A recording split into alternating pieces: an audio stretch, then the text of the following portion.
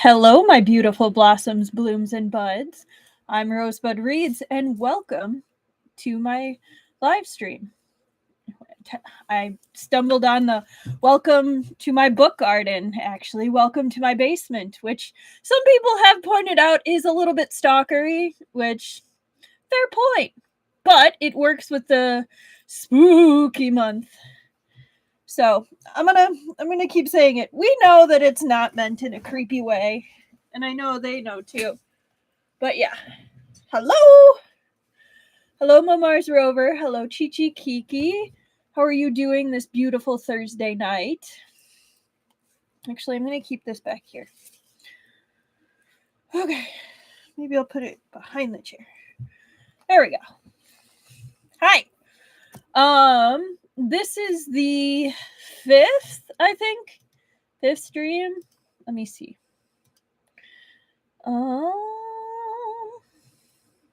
Yes, it's the fifth stream of book 4 of the Disabled Tyrant's Beloved Pet Fish. And we actually have some exciting news. Right, the hair is definitely giving. This one I thought would be a little trouble because it's it's got all of this hair in the back, and so it's a little top heavy. And I was worried it would like pull back and expose, but once I fitted it correctly, this thing is solid. Like this is not going anywhere. And hello, Truffle. Thank you. I could stand up. So this is the Spice Witch thing. So kind of like magical girl Wei Wuxian sort of vibe. I do have the sweater, which kind of like the Yiling Patriarch wig, but with the wig, it kind of is giving more Mo Zuanyu. But like with it on, it kind of softens the look a little, like, ooh, school day. But I might just, depending, might not wear the sweater because I'll be in a hot convention hall, so this might just be the look. But yeah, and I'll be passing out, I know I mentioned this before, but I've got my little cauldron of goodies, and I'll be passing out like these little peppers. And I've got different spices. I've got, let's see, this one I think is chili pepper, paprika, dried pepper flakes. This one I think is garlic. Where'd you go? There it is. This one's salt. I think this one's pepper. Tahine and might be onion powder. Not 100% sure. I filled those a while ago. But I thought it was a funny concept, and since it's Wei Wuxian's birthday month, I was like, why not? But yeah, it's surprisingly comfy. Not poking me in the eyes as much, which I appreciate. Sorry, that was bad. But yeah. So I am definitely happy. I have also the I kind of saw this necklace, and it's vaguely reminded me of the Yin Tiger Tally. I was like, ooh, I can make this work. You feel like Wei Wuxian would approve. Definitely, I agree. But it's also going to be just a super chill con, like for Halloween. Yes. Just a little touch. Initially, the dress, it's a spaghetti strap, but like, I feel like he would totally rock it. Like, he's that boy. But for me, I'm a little more comfortable kind of going a little more cool girl Wei Wuxian with it. But each their own. I think it looks cool. And you guys seem to too. So I'm excited about that. So a lot of stuff has happened actually since Tuesday. Oh, I didn't even tell you the exciting thing. By the end of next week, we'll actually be done with this book, and we'll be moving on to Thousand Autumns. which I think is super exciting. Including this one, we only have 3 more live streams for the disabled tyrant and his beloved pet fish. I feel like we've been reading this for a good while, and I'm very fond of this series. Like, it's one of my absolute favorites, so I'm super excited and a little sad that we're getting to the end, but I know we have a lot other stories. Why it did it both went fast and slow. I mean, averaging them out, I think most of the books were like 7 or so live streams, maybe 8, depending on how I split it up, 6 to 7. So that's like 3.5, 4 weeks per book. So I mean, like a month a book, which month and a half to what, 2.5 months? Which feels a lot longer saying that, but for a series, I guess not. I've thought about this way too much, as you could tell. But no, that's kind of exciting. But yeah, just as a reminder, we will be moving on to Thousand Autumns and then Peerless after this, and then who knows? We might do one of the more mainstream books, but I also ended up buying Thousand Autumns is, I can actually tell you, I've got all of them over there. 1, 2, 3, 4, 5. Thousand Autumns is 5 books. So it'll be around the same time, just maybe like a month extra. Yeah, 5. I'm prepared. I've got them down here. I've had them here since we actually voted, just so I'd be ready. But yeah, we're almost at the end of Prince Jing and Liu's journey. So happy and sad. But I also just my personal life had some fun stuff happen. So I actually had today off because of Yom Kippur. And Wei Wuxian, I did just see you move in the background, which was a little creepy. Not gonna lie. You calm your shit down back there. You Ashian.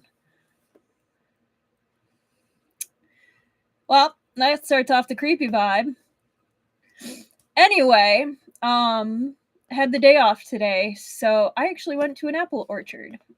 Just a little one.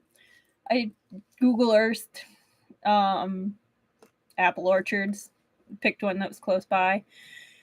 I got the biggest apples I have ever seen in my life. They are huge. I have to show you them. Like, this is the average apple that I got. I got 2, so you would know I'm not kidding, and it wasn't just like one apple. Look at how big these apples are. Like, putting them together, that's almost like as tall as my face. Like, it's bigger than my cheeks. Like, this is me holding them like normally. Like this it's bigger than my fist.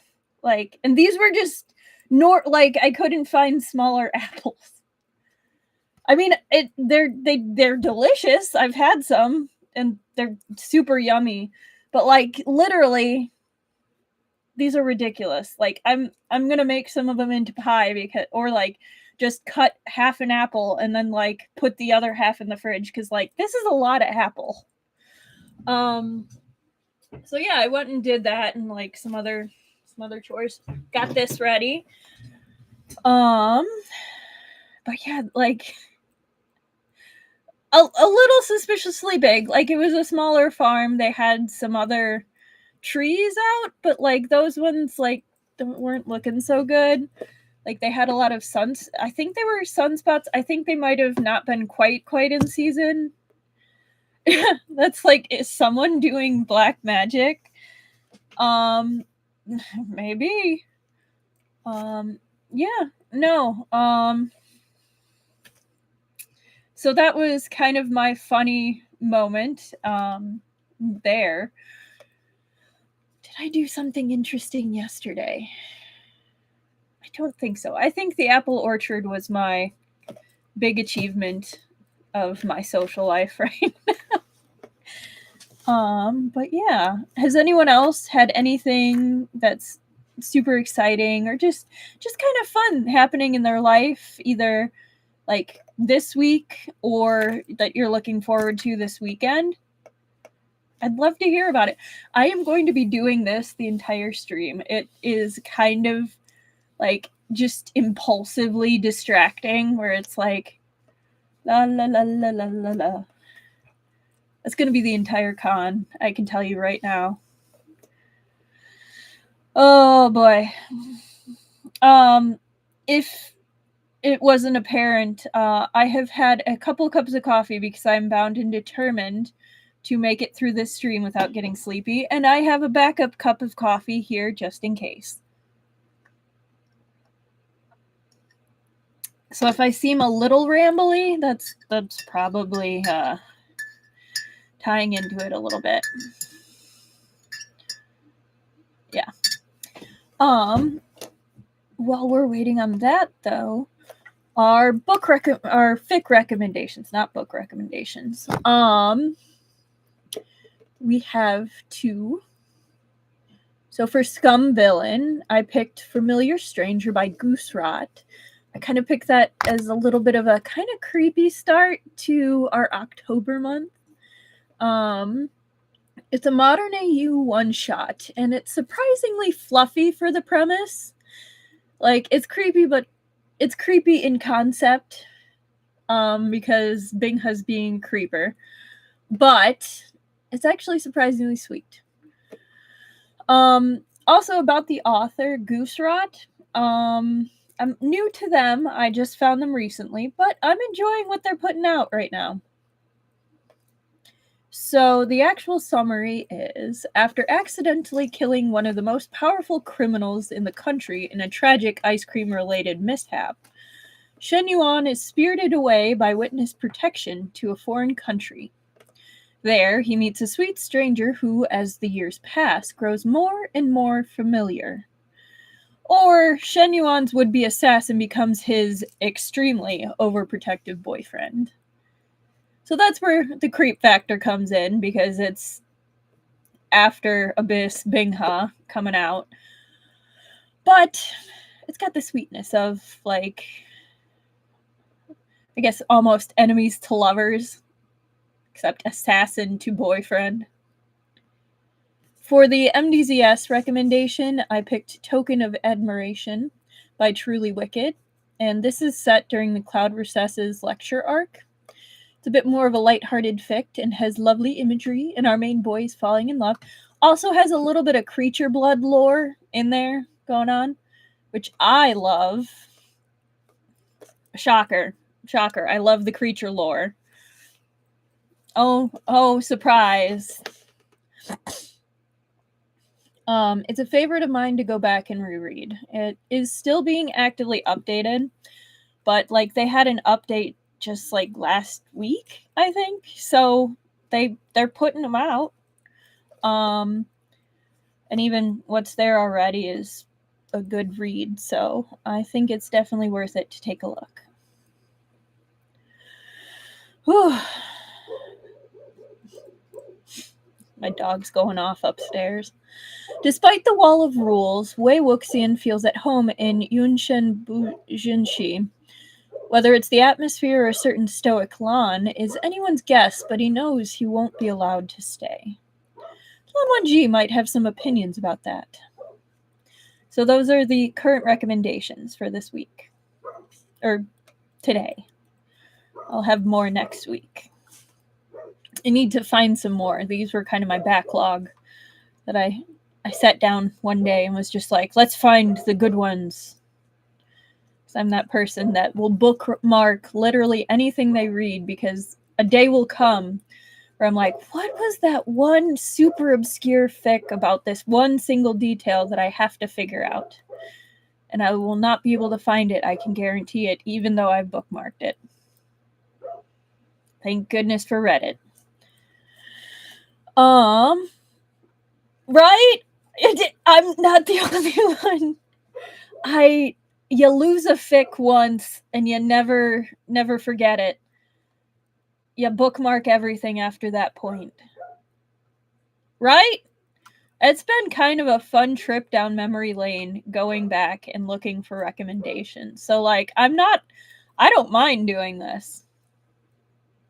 Finding some ones I haven't touched on that are really good.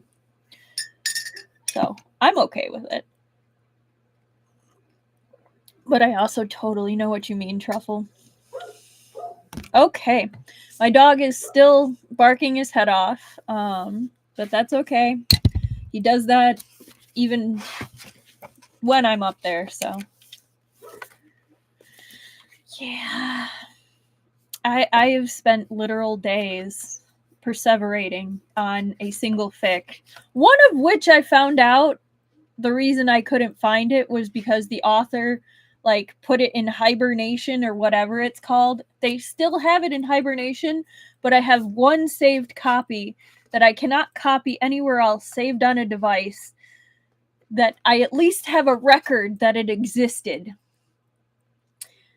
And I really hope they take it out of hibernation sometime soon because it was one of the betrothal arc ones where Lan Wangji and Wei Wuxian are betrothed from like birth, and Lan Wangji makes a mistake, and like Wei Wuxian's like Lan Wangji kind of, it's the Cloud Recesses arc. Lan Wangji, so he's like, stop with your nonsense.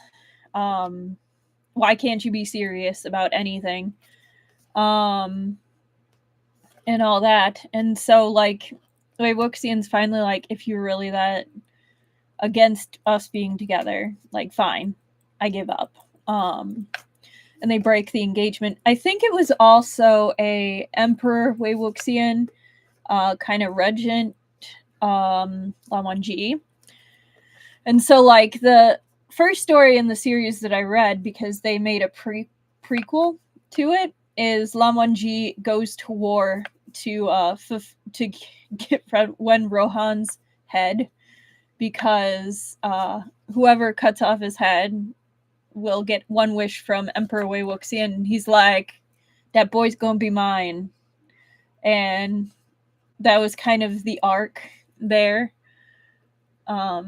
Super good fic. I even tried to go through the Turn Back Time Machine, or that website, I can't remember, Time Machine website, where they sometimes will have the page saved from a year. I wish I knew how to use that, because I would do that for all my favorite fics.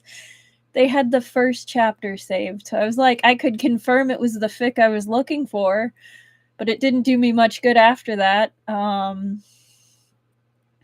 Yeah. There's my fic trauma that I just trauma dumped on all of you, so enjoy. I guess we should probably get to the book now. What time is it? It'll be about 18:45 by when I start. Okay. So, last time when I got really super sleepy, we were just finishing up with Xiao Yu falling asleep, wrapped up in his seaweed green blanket and dozing off. Wang Gong was playing a game of eagle and chicks with the children. To the side, their pet rabbit was nibbling on bright green lettuce leaves, while two fat ducks swam together in the pond. They shook their wings, quacking at each other, along with the laughter of the children. All sorts of noises filtered through Liu's ears, and he vaguely heard Wang Gong chatting with someone. Our Highness is highly coveted among the aristocracy and nobles. Apparently, all of these families have beautiful daughters just at the right age. They all want to come be the prince's side consort. What side consort? Liu had been drifting off to sleep, but as soon as he heard about the possibility of a rival, he shot awake immediately. So that was where we ended last time. This time, Chapter 137, Green-Eyed Fishy. Liu had just woken up. His temples were pounding and his head was spinning. When he took a good look, he saw that Wang Shi was still playing with the children, not speaking at all. It was probably just a dream. Oh, yeah, you love Liu's jealous streak. Me too, Truffle. Our yeet count is 3 for book 4, and our sob count is currently 12. So we'll see. This seems like a good chapter for potential sobs. Continuing, it was probably just a dream, but the dream was horribly real. With Prince Jing's current position, it was inevitable that he'd be desired by the other nobility sooner or later. In some ways, the Emperor letting Prince Jing help with the paperwork was already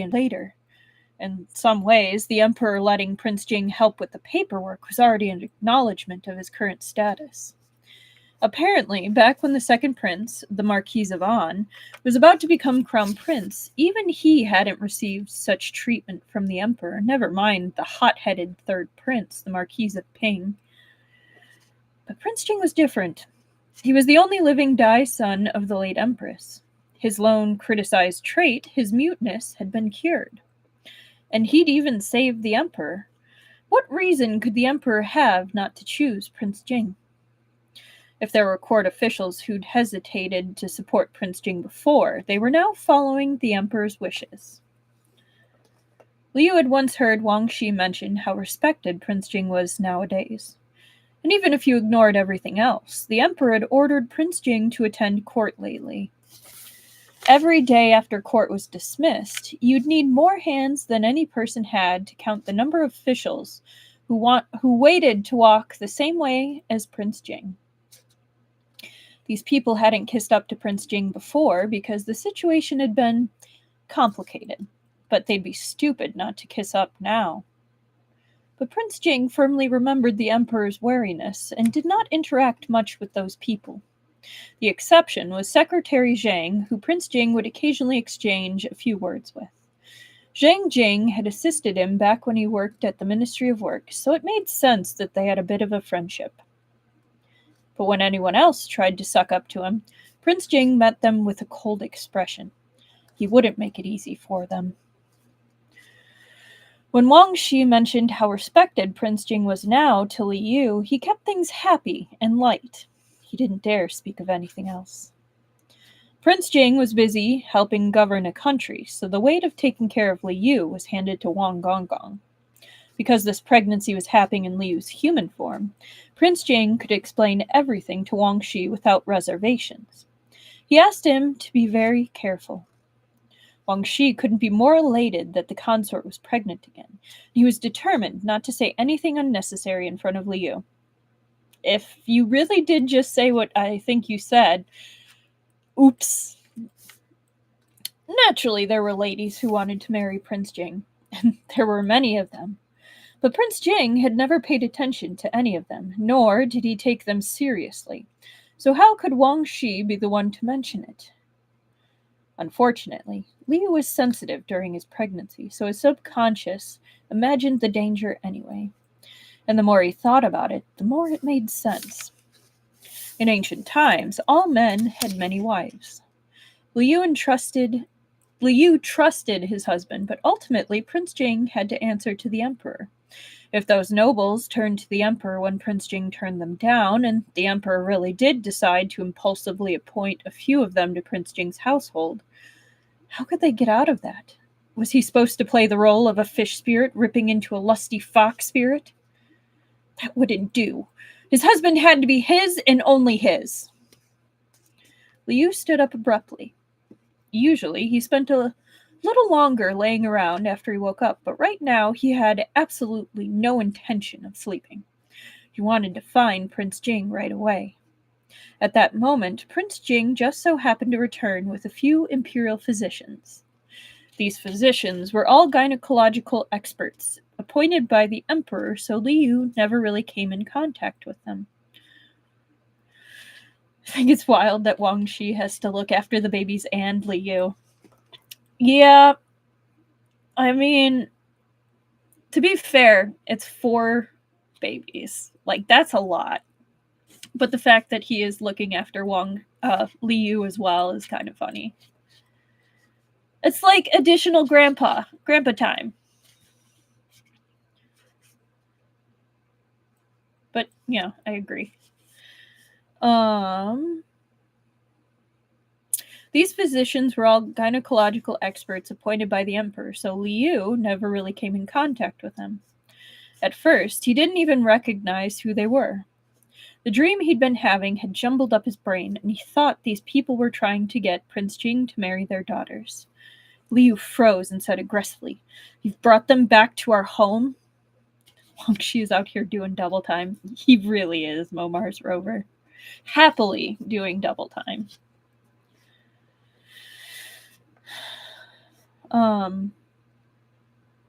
He'd assumed Prince Jing would definitely say no, whether it was a matchmaking old man or a beautiful, elegant young lady. He'd thought he would ignore all of them. But look at this. Prince Jing had practically brought them right to his feet. It's true after all men were pigs. His wife was suddenly sad and indignant. Prince Jing had no idea what had happened. Prince Jing's own intellect may be online, but he had no idea where the fish's brain had wandered off to. In his experience, though, if he couldn't understand what Xiao Yu was saying, it would be best just to agree with everything he said. Besides, the physicians were here to take Xiao Yu's pulse, so Prince Jing nodded. Big mistake. Li Yu immediately puffed up like a pufferfish and jabbed a finger right up to his face. Then are you going to bring their daughters into the manor next? This was a huge accusation to hit all the physicians with at once. Consort, one of them responded, trembling. This old servant's daughter is only 3.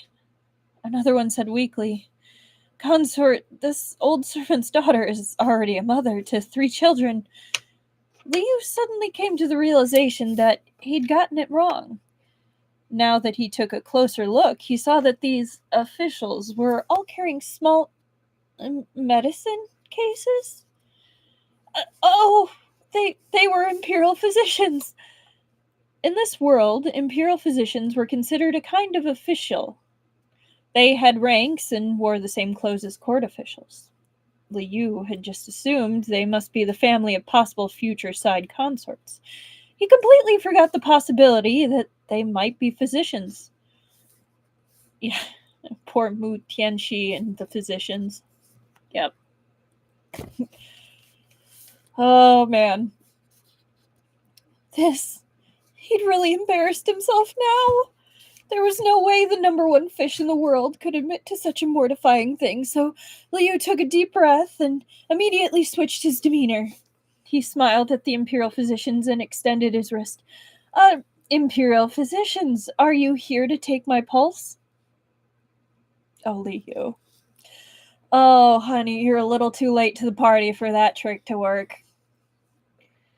The confused imperial physicians finally let out a sigh of relief. That's right, consort. Watching as Xiao Yu's attitude changed before his eyes, Prince Jing knew Xiao Yu had misunderstood something. But his health was more important. Prince Jing decided to put a pin in it for now.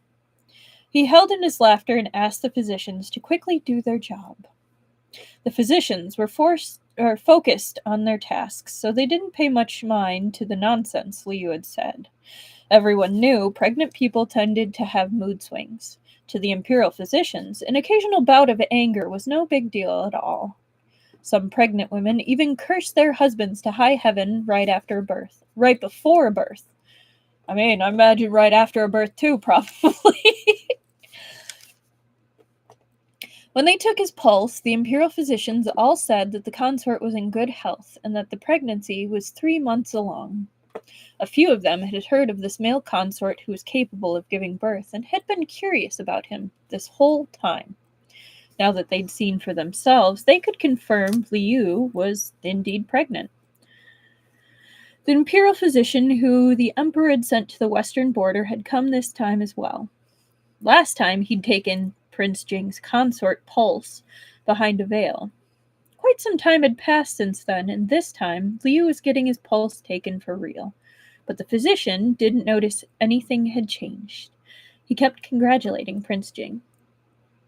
It's itchy right here, but I don't want to smudge my makeup. After the physician had examined Liu, you can't explain Liu. These, God, many facets. After the physician had examined Liu, Prince Jing thought, now the lie about Da Bao and the others have been fully covered up. Prince Jing asked the imperial physicians for anything they had to be careful about, then sent them away, telling them to bring the good news to the emperor. The outsiders left, and Prince Jing gave Liu an ambiguous smile. Liu knew he was in trouble. He looked at the 4 children pitifully, hoping his sons could distract Prince Jing. But unfortunately, 3 of the children were looking elsewhere. Only Sibao received his father's distress signal. Sibao, help me, Liu mouthed. Sibao took a moment to react, but he could tell his fish daddy needed help, so he bravely walked over slowly on his short legs. He was delighted, as Prince Jing doted on Sibao the most. As long as Sibao whined a bit, everything would be fine.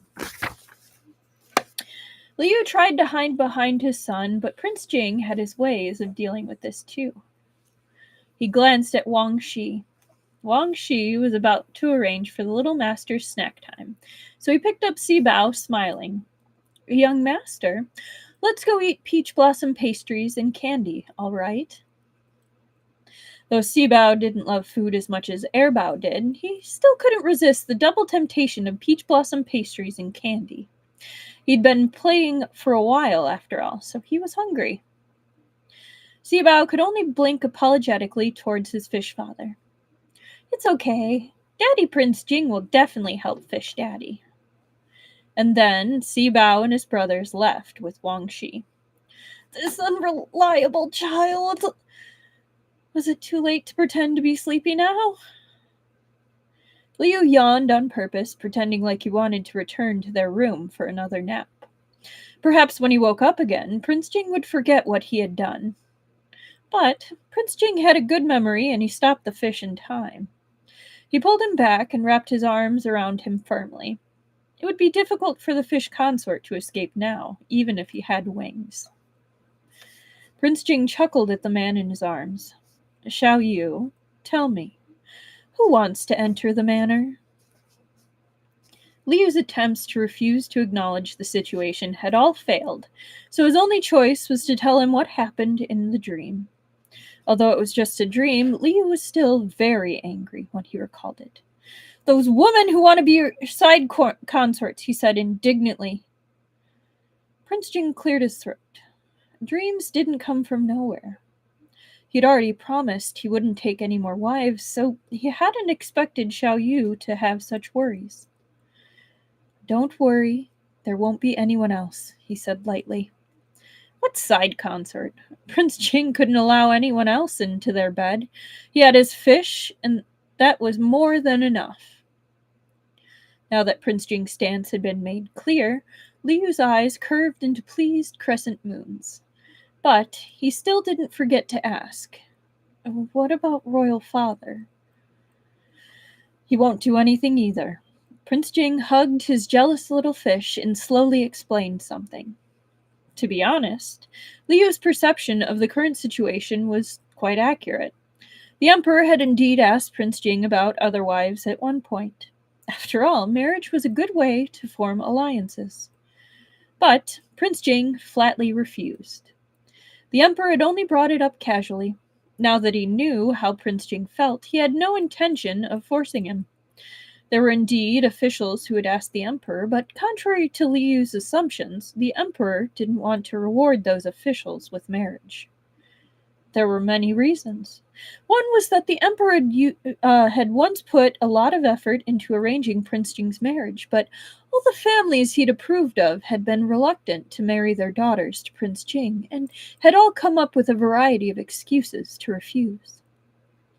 The Emperor could tell they just didn't want to do it. Now that the prince was no longer mute and was held in high regard, about to be the crown prince, these people had changed their tune at the drop of a hat. Now they were desperate to send their daughters into Prince Jing's manor. Sounds like fair weather followers right there. The emperor's thoughts aligned with Wang Shi's. They'd looked down on his son before, but now they suddenly wanted him. Too late! Besides, Prince Jing's consort was very good, and the emperor didn't want to upset him for no reason. The emperor had learned his lesson from Princess Langya. What if he appointed someone to Prince Jing who ended up bringing him more trouble? Expanding the royal family was the usual excuse, but clearly that wasn't a problem for Prince Jing. Dude's already got 4 sons and a daughter on the way. Like, it is not a problem. Of course, if Prince Jing decided he wanted some concubines, the emperor wouldn't stand in his way.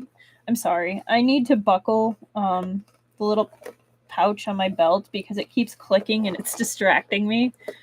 So it's supposed to like hold your phone, but it's such a weird space to... come on. You're being difficult. There we go. Okay, now it can't distract me. It was like creaking and it was bugging me. Okay. But besides, Prince Jing's consort was very good, and the emperor didn't want to upset him for no reason. The emperor had learned his lesson from Princess Langya. What if he appointed someone to Prince Jing who ended up bringing him trouble? Expanding the royal family was the usual excuse, but clearly that wasn't a problem for Prince Jing. Of course, if Prince Jing decided he wanted some concubines, the emperor wouldn't stand in his way, but Prince Jing had clearly stated he didn't want any, so the emperor wasn't going to force him. As for the officials who'd found a way to ask the emperor, the emperor responded to all of them flippantly. Unfortunately, even I can't convince Prince Jing. That's what royal father said. Prince Jing relayed the emperor's stance quietly. Liu's face was red, either from embarrassment or shyness. He had misunderstood the emperor. The emperor was as human as anyone else. If you were good to him, he wouldn't make life harder for you. With a double guarantee, Liu felt completely reassured. Sorry, he said, looking down. I suddenly just couldn't help myself. He didn't know what was going on either. Recently, he kept feeling like there were bursts of anger traveling up to his brain, making his thoughts a little muddled, as though he couldn't quite think clearly. Now that he'd calmed down, he felt like he'd been extremely unreasonable. My sister, when she was pregnant with my niece, would call that mommy brain.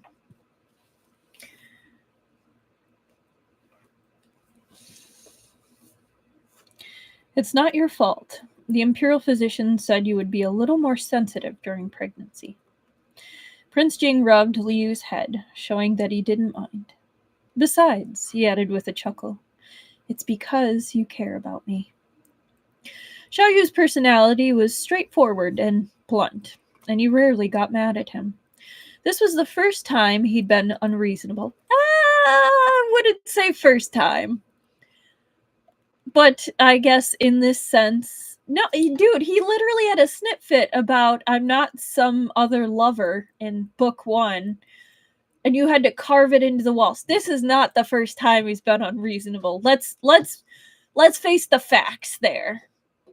But I guess this one came a little bit out of left field, so I'll give you the unreasonable without partial cause.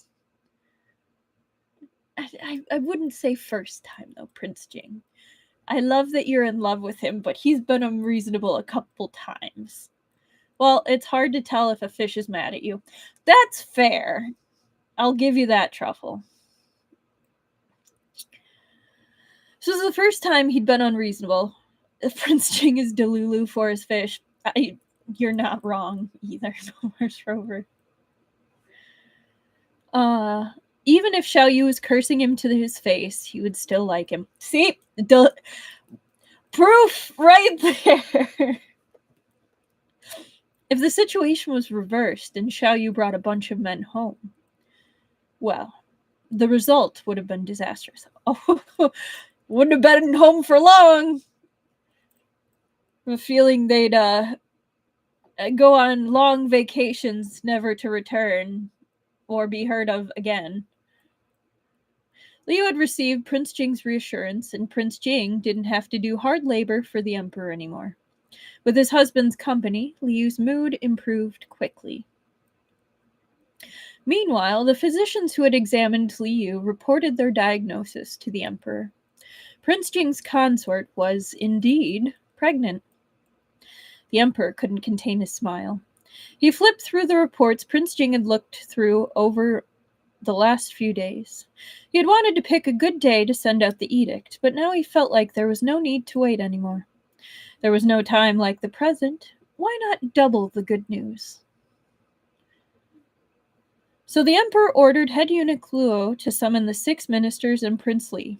He wanted to officially appoint Prince Jing as the crown prince in front of his top officials and the royal family. This is it. Prince Jing would be like, well, at least he's thinking of me.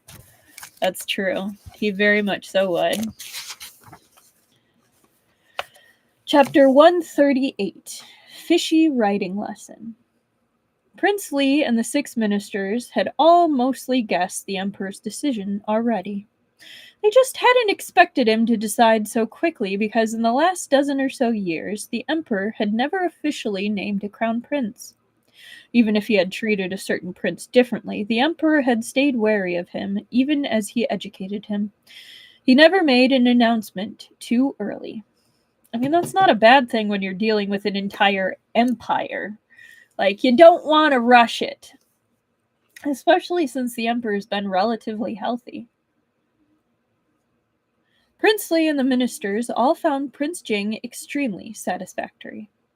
They had no objections to choosing him as the crown prince.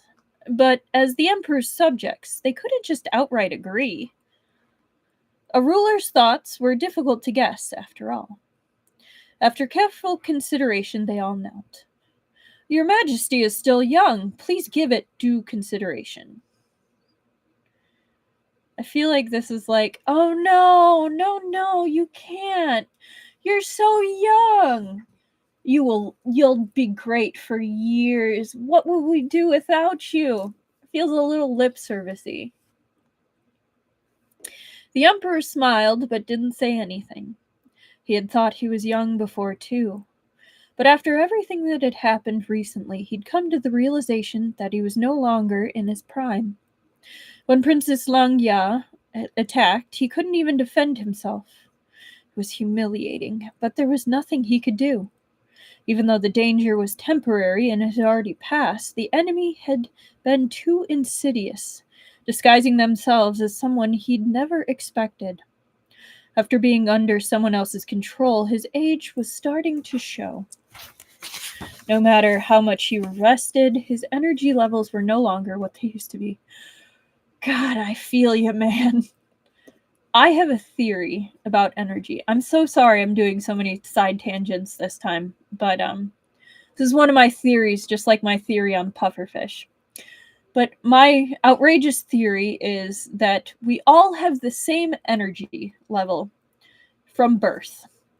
And so we start off with this high energy, but then we get taller and it takes more to power us. And it's not that we no longer have that energy, it's just that we need more energy to go.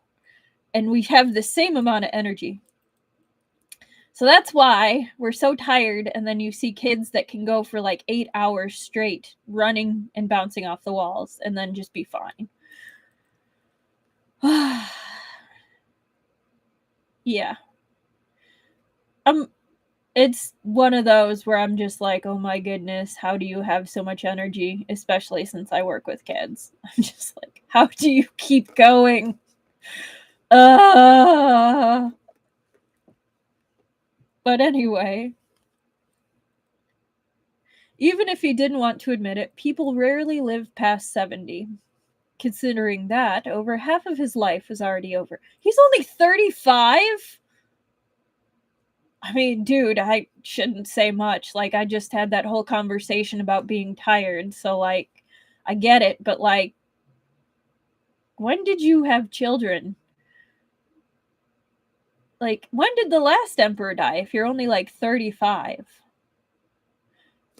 He's depicted like an old man. Are you seriously telling me this dude is 35? Well, like, half of 70 is 35. So I'm, like, thinking... maybe it's the eyebrows? Let me find a picture of the emperor. Come on. I know you're in here somewhere. Nope, that's the assassin.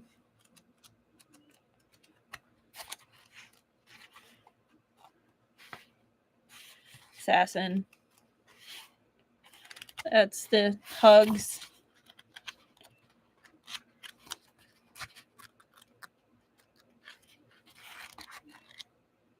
I know where they're...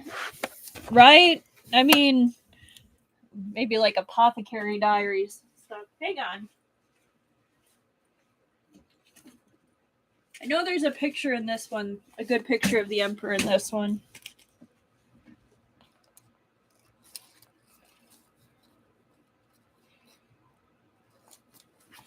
The fish kind of just like...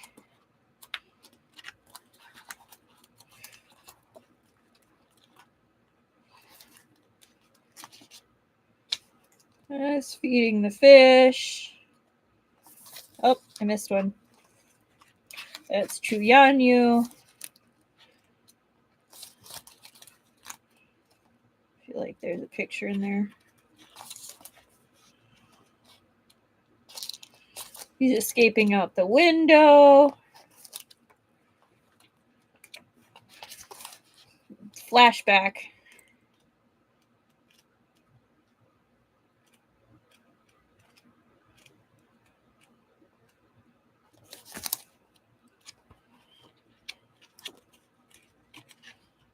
There's the consort.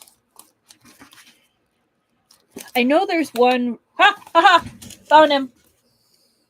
Like, dude does not look 35. Like, we might, like, maybe 40 if I'm being generous. Right? Like, 45, I'm being generous. 35? Dude, I'm 31. Like, this is calling me out, man.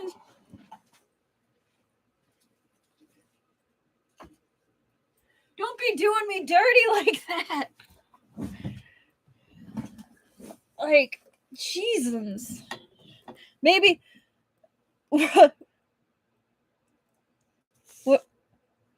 What happened?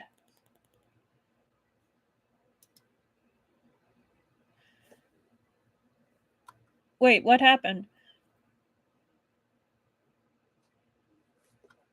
Okay. Oh, are you talking about the emperor? What happened to you, man?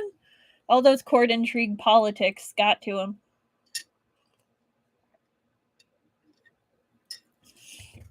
All right, we got distracted.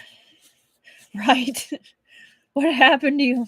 It's all those consorts. They sucked the life out of him.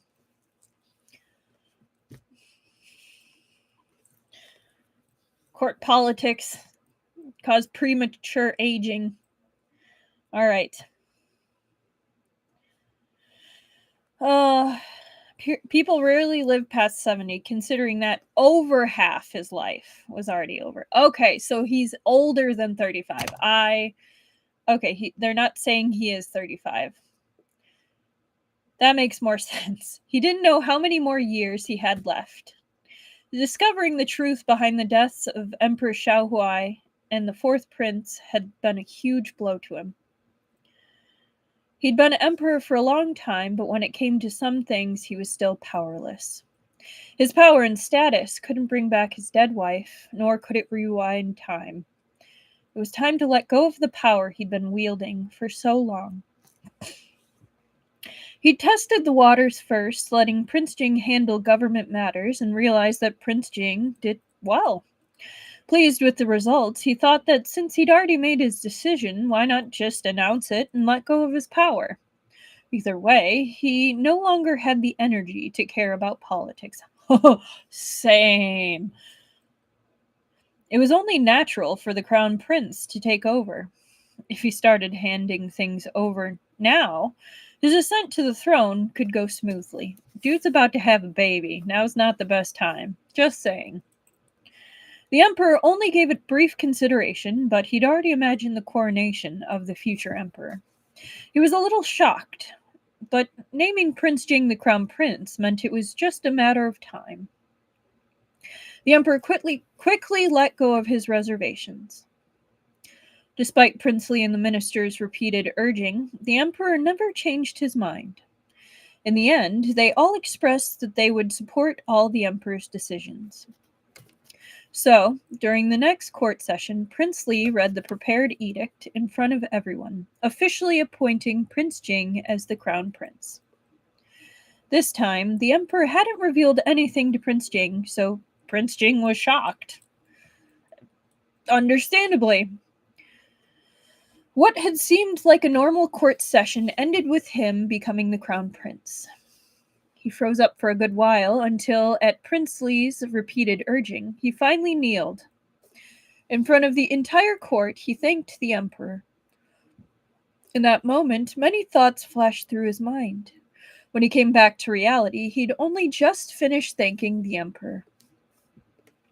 In order to demonstrate how much he valued the crown prince, the emperor smiled and gave him an effusive round of encouragement. Then he ordered the ministers to help the crown prince familiarize himself with the various responsibilities of the 6 ministries and help him take care of governmental matters. Once they'd received their order, the Ministry of Rights immediately started preparing for the ceremony. I wasn't sure if it was Minister of Rights, but it's Ministry of Rights. After court, the emperor asked the crown prince to stay behind. Tianxi, how do you feel?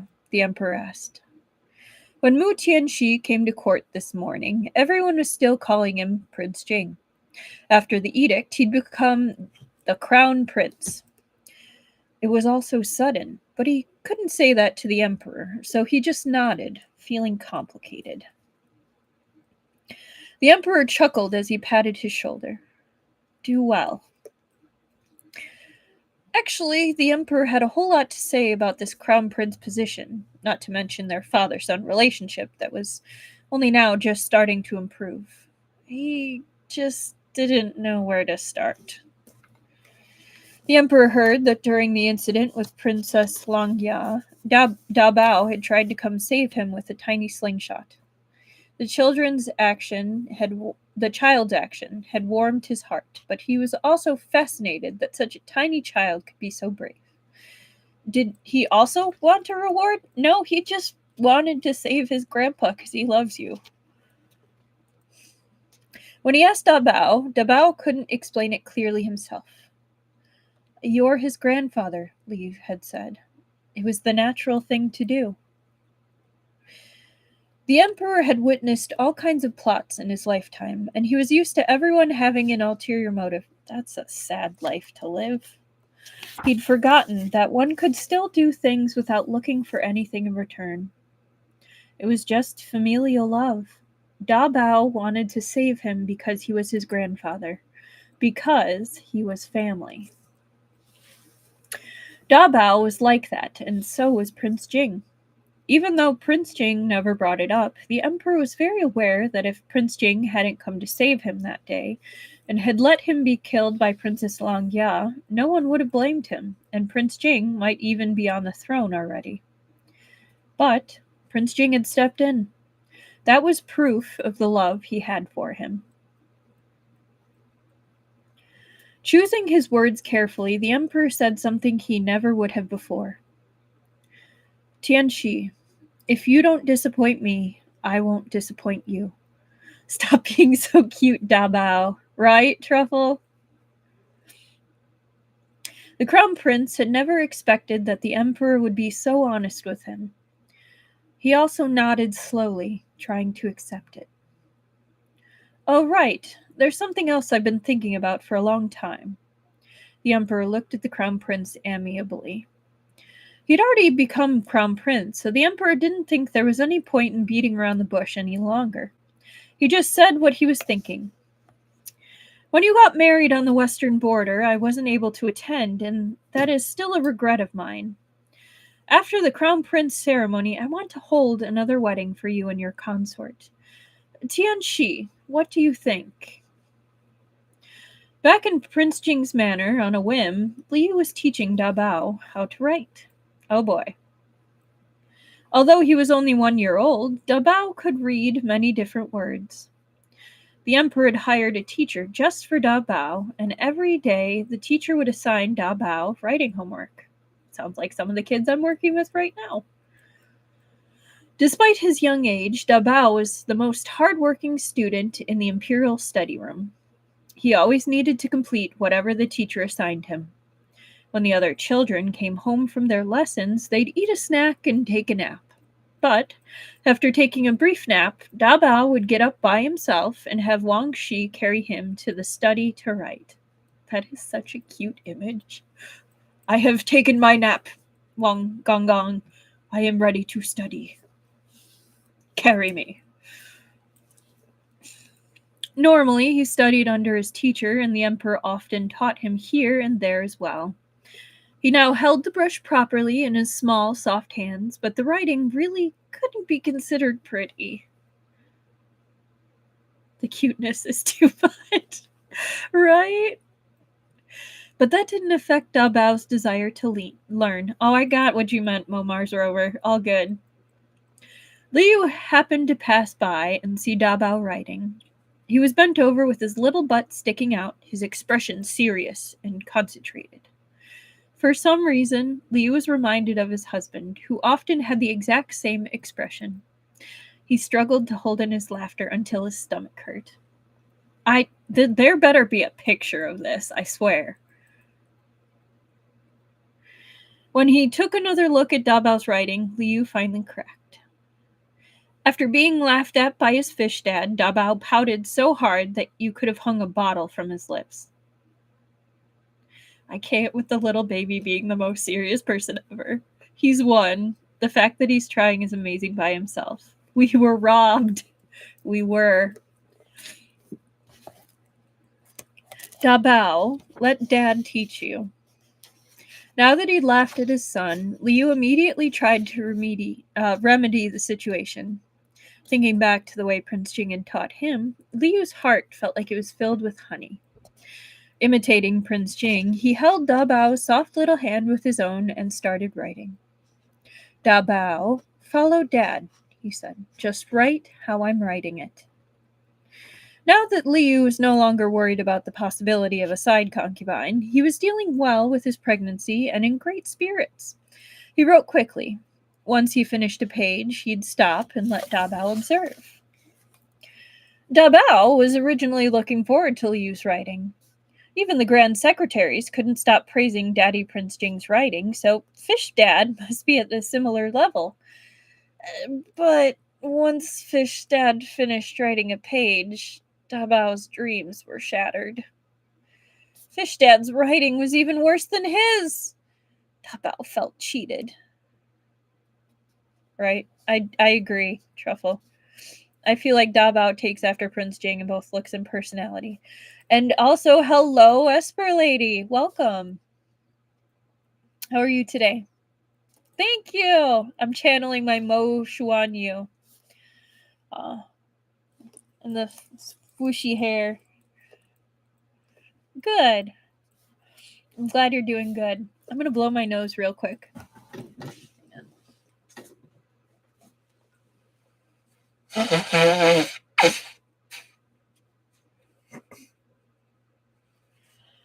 The 1-year-old judging him for his writing is hilarious. It is. Like, how bad is your writing if a 1-year-old's judging you? Also, since you were there for the stream with Kictor when I was talking about it, these are the ridiculously sized apples. Like, look in comparison to my face. Like, that is crazy. Like, Yeah.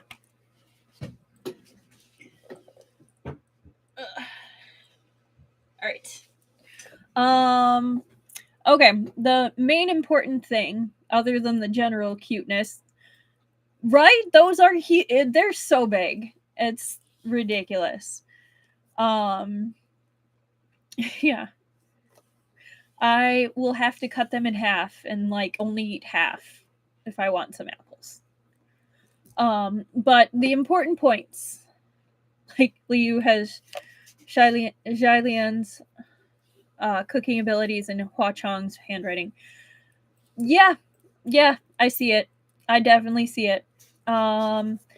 So Liu had a jealous moment where he thought officials were coming to offer their daughters to Prince Jing. So he was like, "Oh, I see. You're bringing consorts in now, huh?" And Prince Jing quickly clarified the situation. It was just physicians coming to check on him. He had an embarrassed moment, and then they had a cute moment where they were like, "You're the only one for me, babe." And now the emperor has officially decided and proclaimed that Prince Jing is now the crown prince and offered to hold another wedding for Prince Jing and Liu since they didn't have it in the capital. So those were the primary points. And now Dabao is just being adorable, working on his handwriting, and Liu just got called out by a 1-year-old for having terrible handwriting. So that's basically what's been happening. But yes, I agree, Truffle. I think it's cute that Dabao is the Emperor's favorite and is so like Prince Jing. It adds an additional layer of cuteness to their relationship. Yeah. Right? It's so sweet. Okay.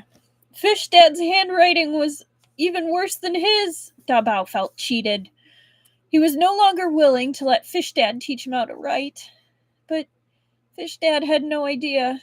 He was itching to continue teaching. So Dabao turned around so that his little butt was facing Fish Dad, refusing.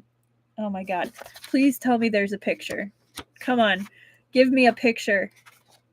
That's not the picture I wanted. Ah, no baby pictures. Liu suddenly realized he was being criticized by his son. The fish didn't have the word criticism in his vocabulary. Liu scoffed and threw down Dabao's brush, intending to teach this brat who dared judge his fish dad a lesson. Realizing something was wrong, Dabao hurriedly slid down from the table and started running. Liu rushed forward, flipping Dabao around. He blew on his hands to warm them up and started tickling Dabao. Anytime that babies are mentioned, I feel like they should have a picture. Absolutely. Just for the principle of the matter. Dabao giggled loudly. The adult and child were both having a great time when Wang Shi suddenly ran in like his life depended on it. Wang Shi caught his breath with a hand resting on the door, crazy with joy. Consort! There's huge news! His Highness has become the Crown Prince! No way, just like that? He'd expected the Emperor to wait a bit, at least another year or two, or maybe even 3 or 4 or 5. After all, the Emperor really cared about his power. Perhaps he'd even test Prince Jing some more. Last time he'd sent Prince Jing to the western border, so perhaps next it would be the southern border? He really didn't expect the Emperor to appoint him as Crown Prince so soon. Well, okay. When the Emperor asked Prince Jing to handle official matters, Liu had more or less of an idea. In the book, Prince Jing never became the Crown Prince, but his husband had done it. Though he wasn't officially on the throne, he was very close to it. Liu's eyes were a little wet, but he was genuinely happy for his husband. He was just thinking about how to celebrate after Prince Jing got home when Wang Shi said, "Now that His Highness is Crown Prince, you are the Crown Prince consort. The edict will arrive soon." The Emperor also said that after the ceremony, he wants to hold another wedding for you and His Highness. Liu's bliss immediately gave way to fear. No way! He'd already given birth to 4 fish, plus he had their daughter inside of him, and now he had to get married again? What did His Highness say? He asked. He hoped that his husband would reject the emperor. It was a little embarrassing to get married with a round stomach. Besides, they'd already consummated their marriage twice and held the ceremony once, so it felt weird to do it again. Dude, fertility's a great boon in this empire. Like, flaunt that shit. He hoped His Highness Wang Shi was about to respond when he spotted his master walking in through the door out of the corner of his eye. Wang Gonggong smiled and shook his head. You can ask him yourself.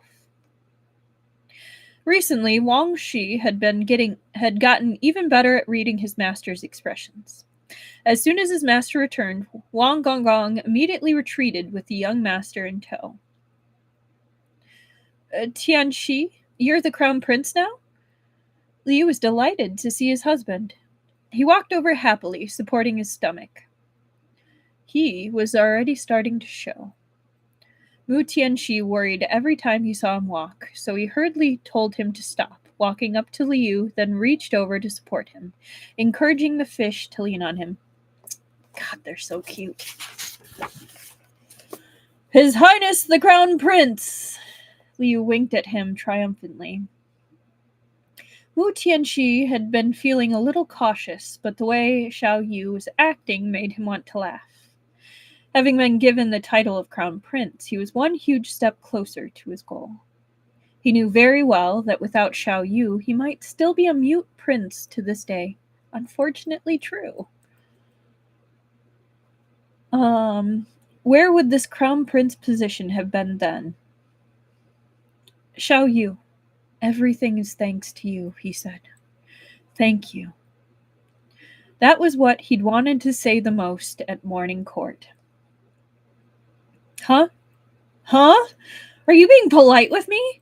I already heard Wang Shi say it. Congratulations, Your Highness. I heard that Royal Father wants to hold another wedding for us. Thinking of the scale of the wedding back on the western border, Liu's heart started pounding at the thought of all those people. Prince Jing thought he wasn't happy and held his hand nervously. Because of your current state, I didn't say yes. Do you think I'm mistreating you? Really? How could I think that? Liu burst into laughter. Prince Jing really said no? As expected of his man, they were on the same page even when it came to things like this. Liu was still praising his man in his mind when his man said, I told Royal Father we can wait until after you give birth and recover. You deserve to have everything in the world. Spoke too soon, Liu. Liu was still praising his man. A satisfied smile hung on Prince Jing's lips as he made this promise, but Liu, on the other hand, holding the wedding after the birth, he might as well not have said no after all. The Princess of Jinju said that after she gave birth, she'd felt like a cloth sack that had been emptied out. He was really afraid of getting married as a cloth sack. But looking at Prince Jing's expression, did Prince Jing really like it? Even though Prince Jing found it embarrassing. After all, they'd be able to consummate their marriage once again. Never mind. Since his husband liked it, he'd deal with it when the time came. It was just drinking the marriage wine, red blankets, and wedding robes. He was experienced when it came to wedding play. He'd just lose some weight after giving birth. Liu felt his skinny waist and slowly started to look forward to the wedding. Liu's reaction to his husband becoming the crown prince seemed normal. The crown prince himself also thought his consort was very calm, as expected of a carp spirit. But somehow, in the middle of the night, things went awry. The fish woke up several times, shoving his husband awake and yelling urgently, Tianxi! You're really the crown prince now? Mu Tianxi nodded for what felt like the 1,000th time, patted Liu on the back, and held him. As it turned out, this fish wasn't truly calm. He was just slow to react. Li Pregnancy Brain Yu was so happy he could fly. My husband is the crown prince. Fishy dance gif. Like, literally, it's 1, 2, 3, 4, 5, 6, 7, 8, 9, 10, 11, 12, 13 ha's. And then fishy dance gif. Yeah, he's not calm at all. Thank you. Thank you, Mars Rover. I'm glad you liked my laugh. Chapter 139, Original Fishy Form. Prince Jing became the crown prince, so Liu became the crown prince consort.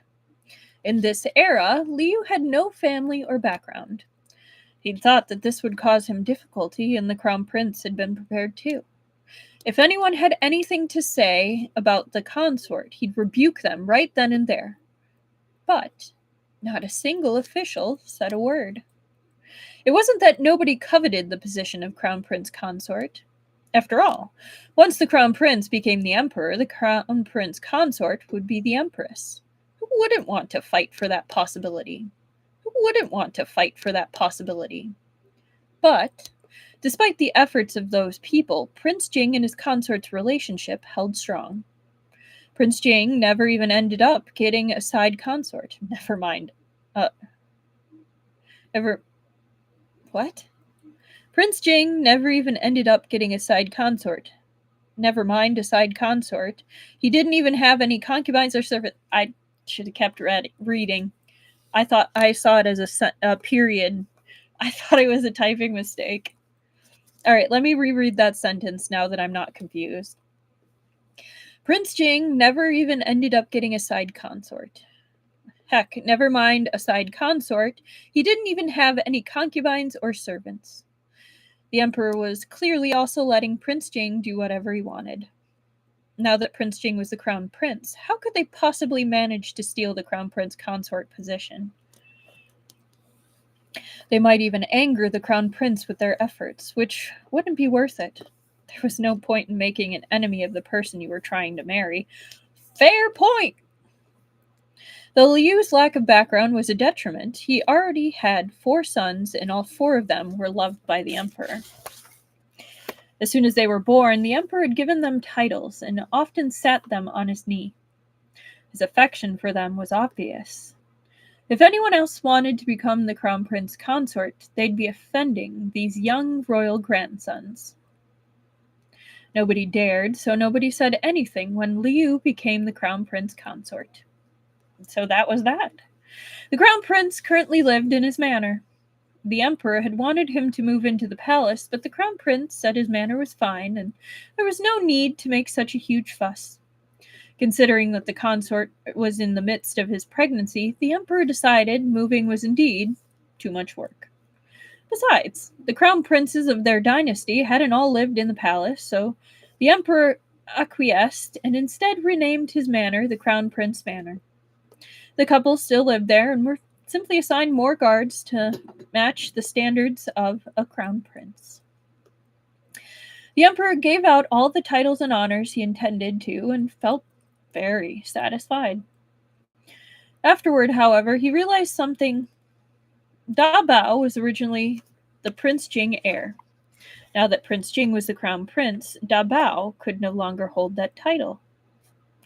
Although being the son of the crown prince was much better than being the son of an ordinary prince, the fact remained that the other children all had titles, but Da Bao didn't. The emperor firmly decided that that was a slight to Da Bao and could not let it slide. With a wave of his hand, he gave Da Bao the title of Commandant of Light Chariots, a standard class rank 3 position. At first, the emperor had wanted to name him a prince and give him Prince Jing's original title. It would make a lovely story. But when he told Luo Rusheng the idea, head eunuch Luo's knees nearly went soft from the fright. He rushed to convince the emperor to change his mind, so the emperor settled for a commandant of light chariots. But even so, the emperor still thought Dabao deserved more. When Liu received the official edict, his mouth kept twitching in disbelief. He'd been really worried that the emperor would show too much favor to Dabao and give him the title of crown grandson. What would they do then? Good thing the emperor was still capable of seeing reason. Good thing Luo Ruoshang is still capable of seeing reason. He gave the emperor a little too much credit right there. Dabao was a very lucky fish. Everything had gone smoothly for him ever since his birth. He'd even helped his fathers win over his grandfather. How could a child less than 2-year-olds hold a rank 3 position? What kind of luck was that? The true koi of their family was clearly Dabao. Having been officially granted titles, they had to go to the palace to thank the emperor, so Liu got ready to leave. He'd never liked to go outside much to begin with, and since he'd become pregnant, he was even more careful. But he had no choice but to go to the palace. Earlier, Liu had sent a note to his husband, the crown prince, to let him know. He even brought the crystal bottle with the fish body double inside. The emperor had given him the #1 fish in the world title, so he had to thank the emperor for that too. Might as well get all of it done in one trip. Wang Shi accompanied Liu into the palace. As the consort was now a child, Wang Shi had picked a round-faced servant girl who knew both martial arts and medicine to stay close by Liu's side. They were just about to leave when the crown prince sent a message asking Liu to wait a little bit. I have this sudden vision of grown generals meeting their commander, who's 5. Yeah. The servant who came to pass along the message didn't know anything else. Liu thought it was weird, but he still listened to his husband and delayed his trip to the palace. After about half an hour, the crown prince rushed back into the manor. Liu was surprised at first, then smiled. Why are you here? The crown prince smiled back. I'm taking you to the palace. That's such a hassle. Liu kept on saying that, but he had a big smile on his face. Clearly, he was thinking something different on the inside. Who didn't like it when their other half was always thinking of them? You guys are so cute. Prince Jing always personally accompanied him everywhere. Even now that he was crown prince, this habit remained unchanged. For the last few days, the crown prince had been busy at the Ministry of Rites, but because Liu had wanted to enter the palace, he rushed back home. Will this affect you negatively? Liu was not so secretly delighted, but knew his husband was always one step away from being criticized. The crown prince smiled easily. No, I've already asked the minister for leave. Liu nodded, somewhat understanding. It was fine as long as he got permission. He felt like this minister was very sympathetic towards his subordinates. But he completely forgot about his husband's current status. Even if he hadn't asked for permission, nobody at the Ministry of Rites would dare stop the crown prince. Fair point. Now that the crown prince had hurried back home just for this, the couple left for the palace together. The crown prince had rushed to the manor on horseback, but the consort couldn't ride a horse while he was pregnant. Both he and the consort rode in a carriage to return to the palace comfortably. The carriage traveled slowly. By the time they arrived at the palace, the consort had already comfortably taken a nap in the crown prince's arms. We're here already? Liu had always thought there was quite a bit of distance between home and the palace, but this time the time passed quickly. That's because he's in good company. Wang Shi, who was following the carriage, tried his best not to laugh. The crown prince knew exactly how fast that wasn't. He can't ride a horse even when he's not pregnant. Yeah, Yeah. Can't ride a donkey either. Or mule? Either mule or donkey. I think it was a donkey. The crown prince helped Liu off the carriage, and one of head eunuch Luo's underlings was already waiting for them. As soon as he saw the crown prince, he bowed, then led everyone to Qianqing Palace. Because the consort was pregnant, the servant had prepared a soft palanquin for him. The crown prince glanced at it, then shook his head, ordering Wang Shi to bring out the small palanquin he'd brought with them from the manor. What? Oh, it was the donkey, thank you. What? When did his husband prepare this? How come he didn't know? But it meant he didn't have to walk, so the lazy fish immediately sat down. He assumed the crown prince would come sit with him and patted the space next to him, but the crown prince remained unmoving. The palanquin was not as large as a carriage, and the crown prince was afraid of squashing Liu, so he didn't get on. Instead, he pulled open all the curtains. That way, Liu wouldn't feel cramped inside, and he could keep an eye on his fish. After the consort sat down, 8 servants from the manor lifted the palanquin up and started walking. The crown prince followed alongside. Oh, 1 second. So, I'm going to show you guys. Does it show it here? No. Okay. I'm going to show you what a palanquin looks like, because I think it's really cool.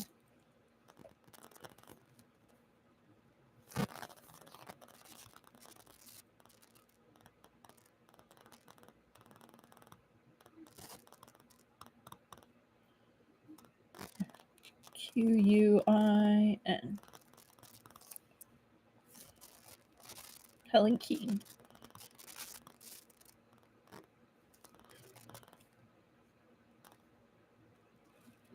All right. Come on. So, this is what a palanquin. Oh, that's Asian.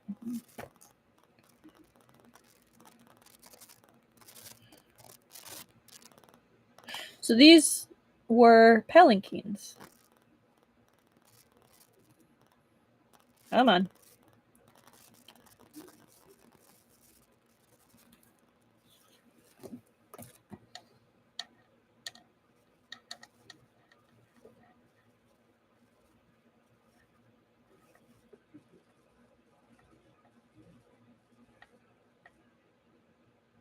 Very cool.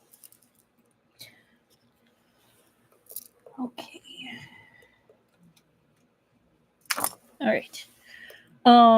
The palace servants had heard that the crown prince and his consort were very affectionate. Yep, palanquins. But they never expected to be slapped in the face with such obvious PDA just from a palanquin. Since the crown prince didn't need him, the servants went back to Qianqing Palace first to inform the emperor. The palanquin traveled slowly. With nothing else to do, Liu observed the scenery around him. Oh, it's Lamanji and Ayuan. There's also a sticker that's both of them in a bag. But they always slip around. Hang on. There's this one. That's also both of them in a baggie. So that usually goes up top. But they just kind of slip around. Yeah. I need to rearrange it. With the stickers in there, they don't stay in one spot. So they all end up clumping like that. But yeah, it's my boy. My boys and their baby. But yeah. I'm glad you like it.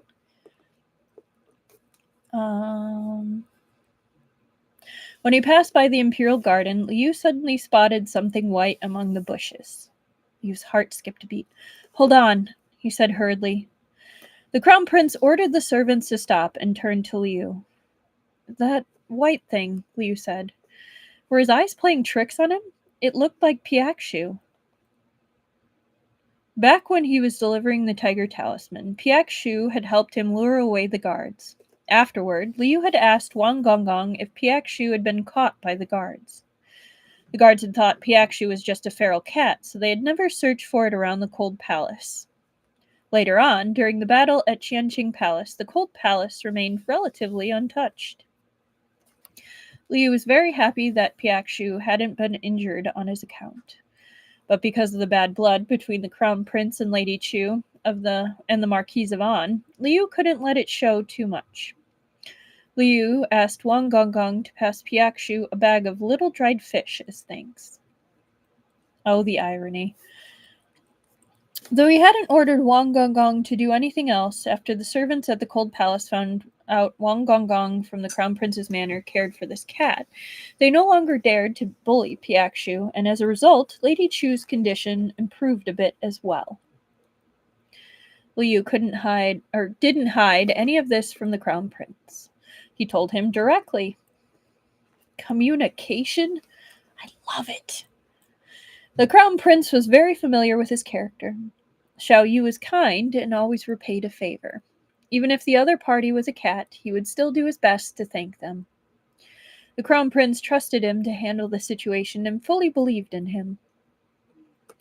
On this trip to the palace, Liu had asked Wang Shi to bring some little dried fish just in case they ran into Xue. Because of this, Xue had been at the back of his mind this whole time. Now that he saw a ball of white in the Imperial Garden, he automatically assumed it was the cat. Right? Yes, communication! Following Liu's gaze, the Crown Prince also saw it.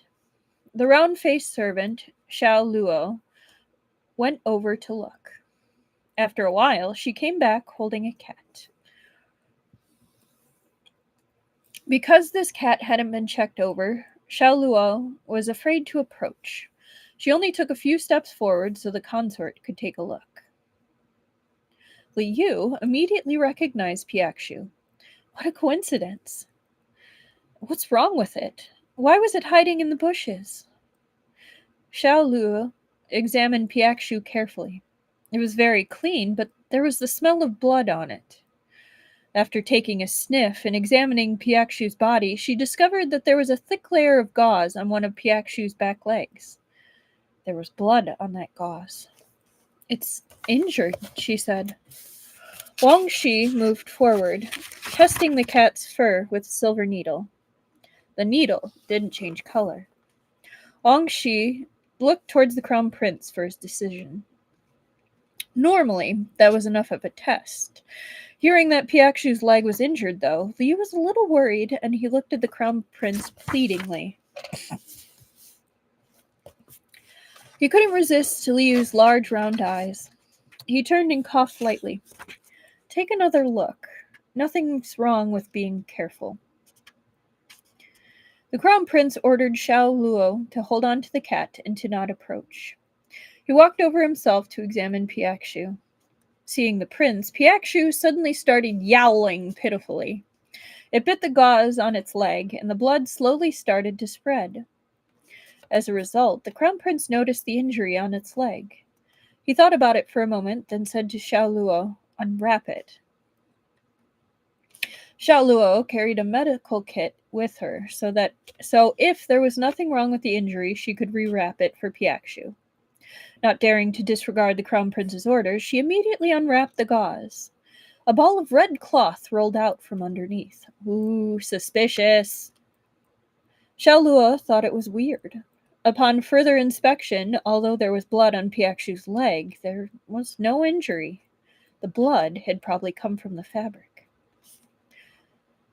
It's my mistake! Xiao Luo immediately knelt down to beg for forgiveness.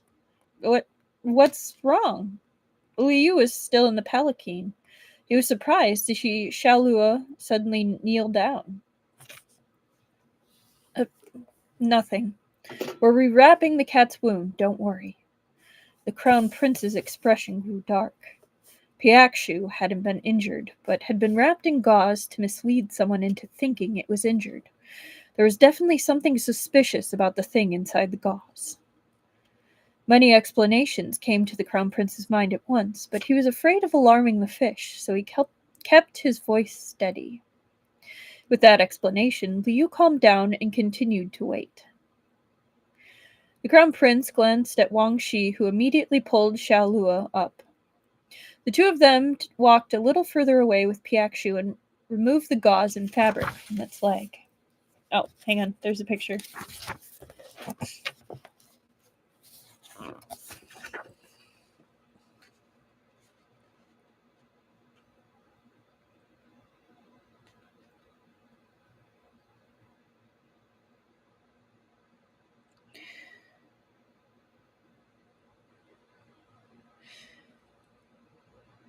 Xiao Lua is pretty cute too. I love that she's got like the little hair loopies.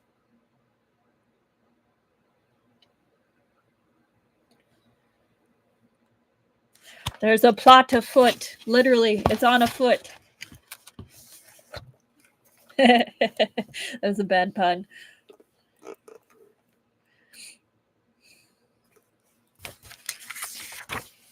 They confirmed, right? She is adorable. They confirmed that the blood had come from the fabric. Wang Shi had seen many things. He could tell that there was something wrong with the fabric. If an unsuspecting person got too close to Piakshu, they might have touched whatever was on the fabric. Xiao Lua covered her hand with a handkerchief and opened the fabric up, revealing more and more blood. The blood was incredibly pungent. Xiao Lua hurried to cover her nose.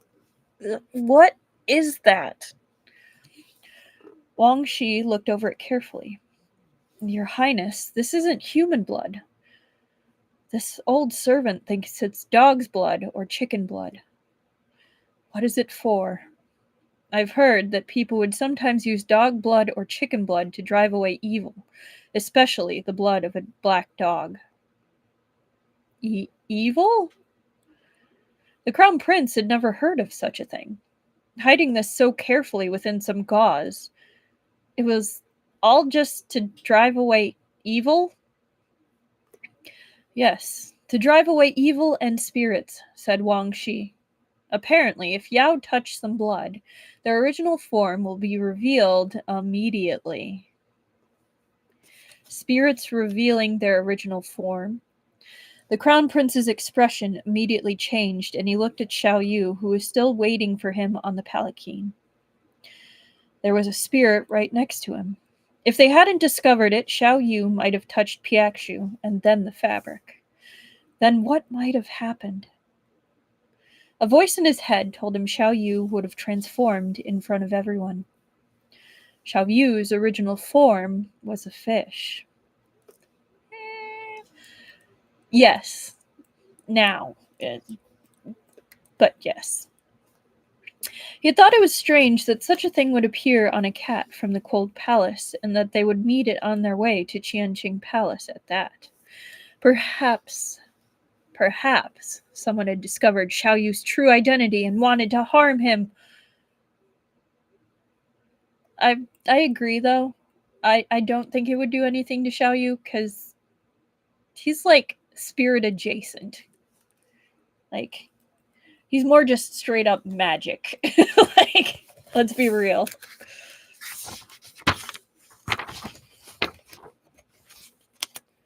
Chapter 140, Crafty Fish. Nobody is allowed to reveal to anyone else what happened here. The Crown Prince gave strict orders to everyone present. Wang Shi and everyone else immediately shut up. Liu sat for a while in the palanquin, but the Crown Prince never had Xiao Lua bring Piakshu over. What is it? Liu felt a little uneasy. Throughout his entire pregnancy so far, he had really felt how much his husband cared for him. Perhaps even a little too much. If he really wasn't allowed to touch the cat, he'd just ask Wang Gongong to feed the cat for him. He knew the constant checks were for his own good. Since he had become pregnant, he often had a hard time controlling his emotions, so he tried to avoid getting angry. Mu Tianxi ordered Wang Shi to secretly dispose of the bloody fabric and keep Xiao Luo in charge of holding Piakshu. He came back over to Li Yu and said gently, "We're pretty close to Jintai Hall. Why don't we stop there first?" Li Yu didn't really care where they went, but the emperor was waiting for them. Was it all right to delay?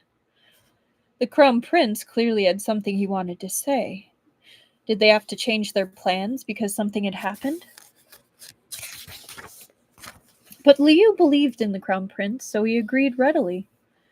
Then let's go. Crown Prince drew the curtains and turned the palanquin in a different direction towards Jingtai Hall.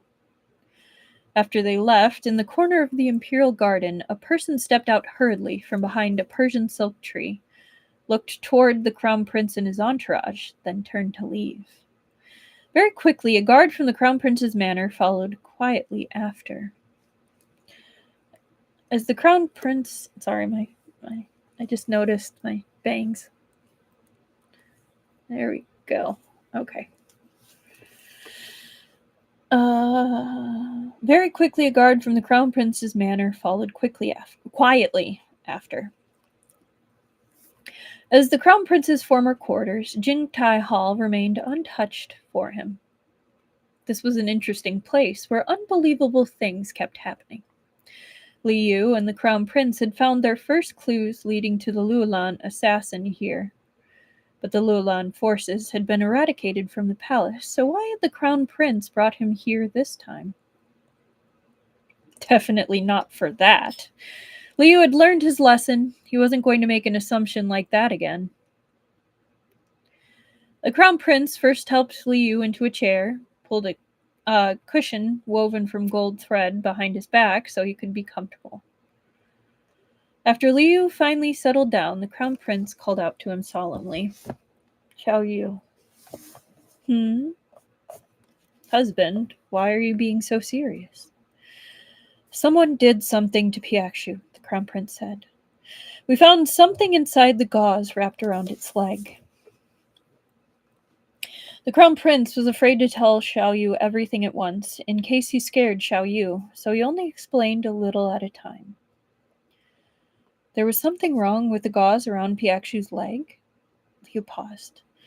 Was that why the Crown Prince hadn't let Xiao Luo bring the cat over? Judging by how the Crown Prince was behaving, that was definitely it. What was it? Liu asked. Dog's blood. Huh? The only kind of dog blood that Liu knew anything about was gratuitous media tropes, but that clearly wasn't what the Crown Prince meant. What is it for? He asked curiously. So there's a little note right here. So dog blood is a slang term for fiction with a lot of cliched, over-the-top elements. For example, amnesia, long-lost family members, fake deaths, etc. Like, one of the examples would be the original Proud Immortal Demon Way. So from Scum Villain, Shen Yuan considered that a dog blood novel because of all the cliches and the romances, all the wives, all the plots just for plot's sake. So that would be a dog blood novel. Yes. Anything that would be in a soap opera or a Korean drama. A lot of them, like the harem intrigue things, dog blood drama. Yes. What is it for? He asked curiously. The Crown Prince was silent for a moment, his brow furrowed. Oh. Hey, Matt. Tell Mom and Dad hi. Oh boy. Hi, Mom and Dad. I love when we get to learn fun terms while reading. If my mom and dad are visiting family, so I guess they're tuning into the stream. Right? Thanks, Matt.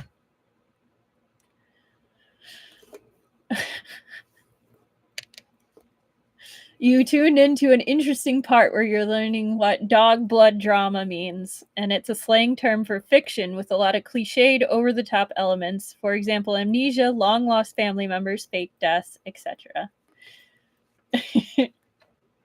And this is going to be one of the cosplays I'm doing next weekend at the convention. We're so proud of you. Thanks, guys. I'm going to keep reading now.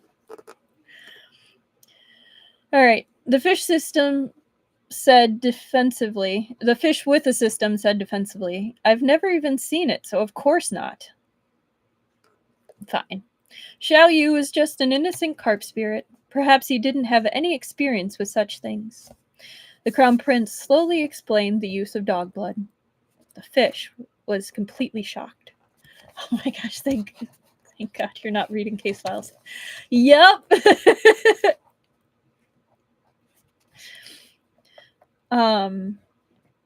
Liu's mouth gaped especially wide when he heard that a Yao would be forced to transform back into their original form, so wide that he could fit in half his fist. Dog blood would make me... Oh god, it would make him reveal his true form? What kind of Deus Ex Machina was that? Though fish with systems belonged to the fantasy genre, he wasn't superstitious. What original form? And besides, his actual original form was human. If this thing could make him human forever, that would be great. But if it was that easy, why did he have to do all these quests? This fish didn't fear such a thing. Hey, hang on, wait. Liu suddenly remembered he'd told the Crown Prince he was a carp spirit. From that angle, he should be afraid of transforming, so he should fear the dog's blood. How did one display fear again? Liu's expression froze for a moment as he tried his best to make it show fear. When he saw how still he was, the Crown Prince thought he'd been frightened. It made him even angrier. He held Liu's hand tightly. I won't let you face any danger. Liu felt like something had bumped into his heart, and he nodded lightly. He'd always known that no matter the danger, this man would protect him no matter what. Do you have any idea who it could be? The Crown Prince asked. Liu was lost. He barely left the house these days, focusing all his energy on the child in his stomach. If he could offend someone by doing that, he would have offended everyone under the sun by now. Was it another hidden boss? Please, no. Princess Longjia was enough. He didn't want any more surprises. The Crown Prince was also familiar with the way Liu spent his days, and he knew it couldn't have had anything to do with Xiao Yu. Besides, whoever had tampered with Piakshu on their way to Qianqing Palace had to be someone from within the palace. He'd left behind some guards to keep an eye on the Imperial Garden. Piakshu was just a cat, so whoever was behind this would definitely follow Piakshu. All he had to do was follow the trail. He scoffed coldly. We'll find out soon enough. The Crown Prince ordered Wang Shi to let the Emperor know that his consort was a little tired and that they would head over to meet him after a little break. Liu was bored, snacking on a plate of peach blossom pastries he'd brought from the manor. All he'd done today was eat and watch his belly grow, riding around in carriages and palanquins. How could he possibly be tired? Aha! The Crown Prince was probably trying to lure out the enemy. Liu immediately put down the pastries, pretending to be so tired he couldn't even lift an arm. Tianxi, I'm so tired. He fluttered his eyelashes at his husband, fixing him with a charged gaze. The prince was now so familiar with the fish that he could tell what he wanted from just a flick of his tail. He held in his laughter as he fed the fish a piece of pastry. The fish might have suddenly seemed tired and weak, but as soon as the pastry reached his lips, he polished off the entire thing. Oh, Liu, you glutton. Watching his lively fish, the Crown Prince was determined to protect him. After about 10 minutes, a guard came to report that the guard who'd stayed behind in the imperial garden had indeed spot a servant spying on them. When he followed the servant, the guard found that they entered Yangfu Palace and never came back out. Yangfu Palace?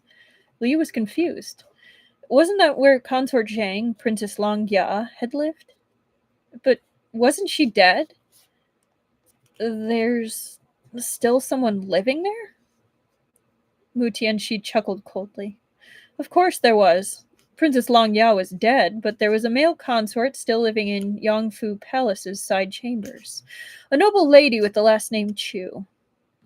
He'd only managed to get into the palace on Princess Longya's recommendation. Chu Yanyu.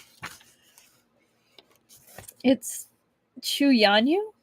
He wants to harm me? Liu couldn't believe it. But according to the guards, the person spying in the garden lived in the side halls of Yangfu Palace. There was no one else it could be but Chu Yanyu. He thought about it carefully, but he had practically never spoken to Chu Yanyu before. The only time they'd interacted was when he stopped Chu Yanyu from drugging his husband. After that, he'd barely even seen the man. Because noble Lady Chu didn't have a high status, it wasn't usually his place to speak up. Every time they saw each other, it was just a brief glance. Besides, he was the wife of the male lead, and Chu Yanyu was the male lead's father's concubine. There was no reason for them to fight. Why did Chu Yanyu want to pour dog's blood on him? Was there something wrong with his brain? Harsh. The Crown Prince gave it more thought than Liu did. It's unclear where Chu Yanyu stands, he said. He might have connections to Princess Longya. After all, noble Lady Chu was brought into the palace on Princess Longya's recommendation and had once been the lover of the sixth prince, whose name had been removed from the royal family records. This might just be a last-ditch attempt to lash out. Chu Yanyu had followed Princess Longya since the revolt started, but the emperor hadn't punished him. There was a reason for that. That day, when the emperor was detained within Qianqing Palace, Chu Yanyu stayed at Princess Longya's side but kept secretly observing the emperor. Though he couldn't help the emperor escape, a cup of water, a bowl of tea, was enough for the man to leave a deep impression on the emperor. Thinking of the future, I see he was. The emperor had given Pu Liu a lavish funeral, then come in person to ask after Chu Yanyu. Noble Lady Chu Yanyu just claimed he had been forced by Princess Longya and had no choice. The emperor couldn't find any evidence of noble Lady Chu colluding with Princess Longya, and so, since he pitied him, he didn't investigate any further. After Princess Longya died, noble Lady Chu's life improved. When Yangfu Palace was sealed, noble Lady Chu kept living in the side halls. The emperor had picked out a palace, wanting noble Lady Chu to live there, but noble Lady Chu said that it would be better if he stayed in the side halls, as he could constantly be reminded of his mistakes and pray for the emperor. And with that, noble Lady Chu started to climb up the ranks, using Princess Longya as his stepping stone. But the emperor no longer cared so much about the harem. Though noble Lady Chu had left an impression on him, the emperor didn't show him much attention. Perhaps noble Lady Chu could ascend to the status of concubine in a few years, but that was probably it. The Crown Prince was very familiar with Chu Yanyu's past.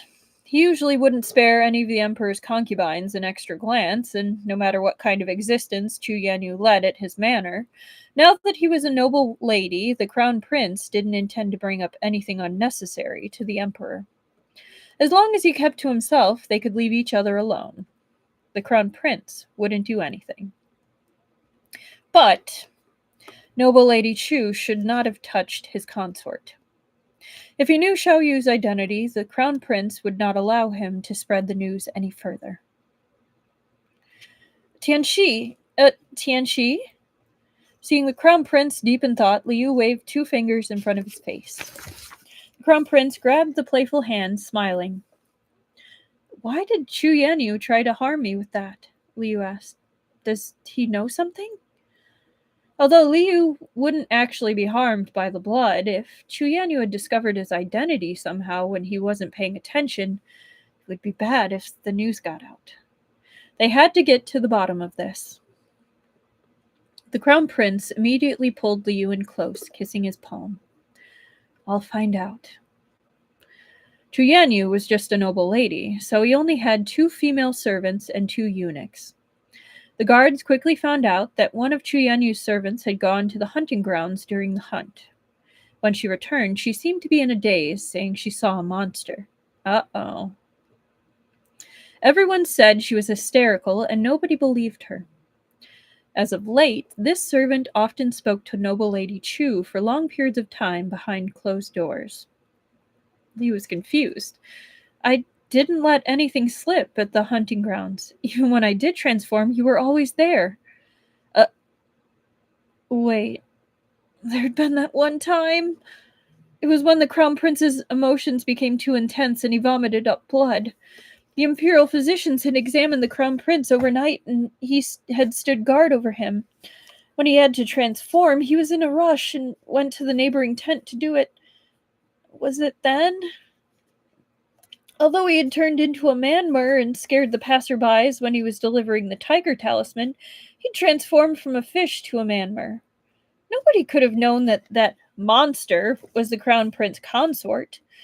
It was impossible for someone to find out that the consort could turn into a fish unless they witnessed the transformation from human to fish. That was the only way. Liu recounted the situation at the hunting ground, and the Crown Prince nodded. The servant might have witnessed Xiao Yu's transforming. The servant might have witnessed Xiao Yu transforming. And though Chu Yanyu might not have known about the fish bringing the tiger talisman, he had seen Xiao Yu slap the sixth prince. Combined with the words of his servant, Chu Yanyu might have suspected something. But why did he plot to have Xiao Yu transform? Your Highness, I have an idea. Liu looked towards the prince, rubbing his hands together excitedly. This gaze that didn't fear chaos, coupled with that mischievous tone. The Crown Prince chuckled. Do as you like. I'll clean up after you.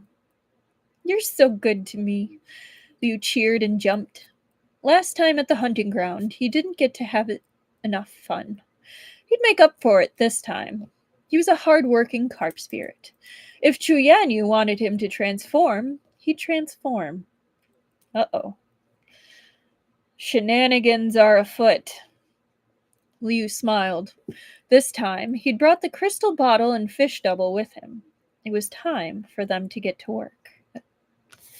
An hour later, the small palanquin from the Crown Prince's manor rushed towards the gates. The servant who had been spying in the Imperial Garden returned.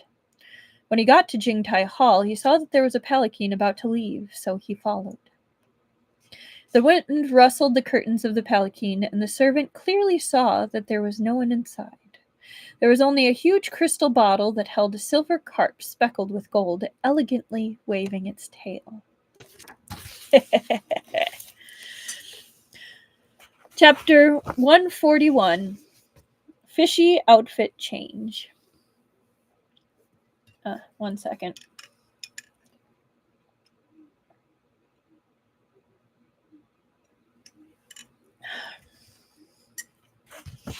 When Chu Yanyu found out from his trusted servant that there was nothing in the Crown Prince consort's palanquin but a fish in a crystal bottle, he bit his lip heavily. At first, when one of his servants kept saying the consort was a fish, Chu Yanyu didn't believe her. I mean, it's a little bit far out there, so I don't blame him for not believing. After all, how could a live human be a fish? But during the Princess Langya incident, he saw for himself the way Prince Jing's fish jumped up and slapped the sixth prince. He'd seen the fish many times, but this was the first time he'd seen it slap anyone, so now he couldn't help but pay attention to it. Then he found out that this fish had helped the crown prince deliver the tiger talisman, apparently to the crown prince consort, which was how the consort was able to get in contact with the troops. Chu Yanyu thought that the fish seemed a little too intelligent. Right? Chu Yanyu never should have messed with the king of shenanigans. Then, suddenly, a few memories stirred. Back when he was in the Six Princes Manor, he'd heard Mu Tianxiao mutter about Prince Jing's fish. The Sixth Prince thought that there was something wrong with the fish. You could say something fishy.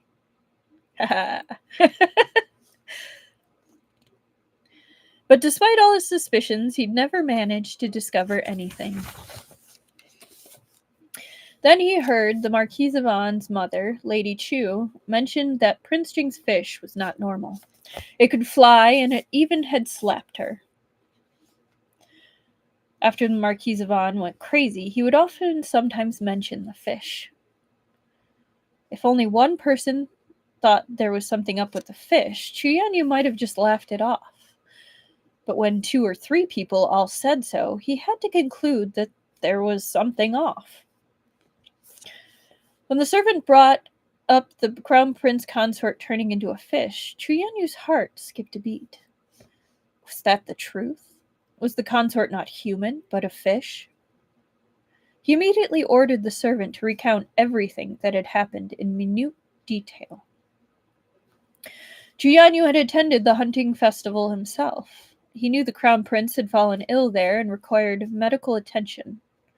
The timing and locations of what the servant said matched up to what he knew, and the fish which the servant said the crown prince consort had turned into was the same one that Chu Yanyu already thought was suspicious. Suspicious. If the consort could really transform into a fish, then he was a Yao. That would explain the fish's intelligence.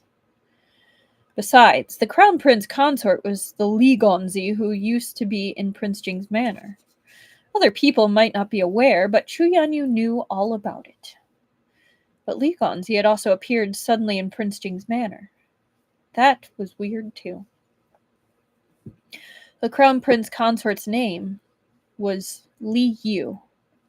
His name literally meant carp. Yep. Was that it? Was he really a carp? Chu Yanyu wanted to confirm his guess. He knew from the books he'd read that there was a folk method using the blood of a black dog to revert a Yao to its original form. Chu Yanyu decided to try it out. With great difficulty, he managed to procure some blood, but he couldn't figure out how to get the crown prince consort to touch it.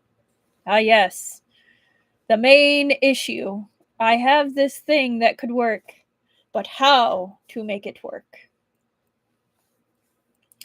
He'd been in the palace for a while now, but was still just a lowly noble lady.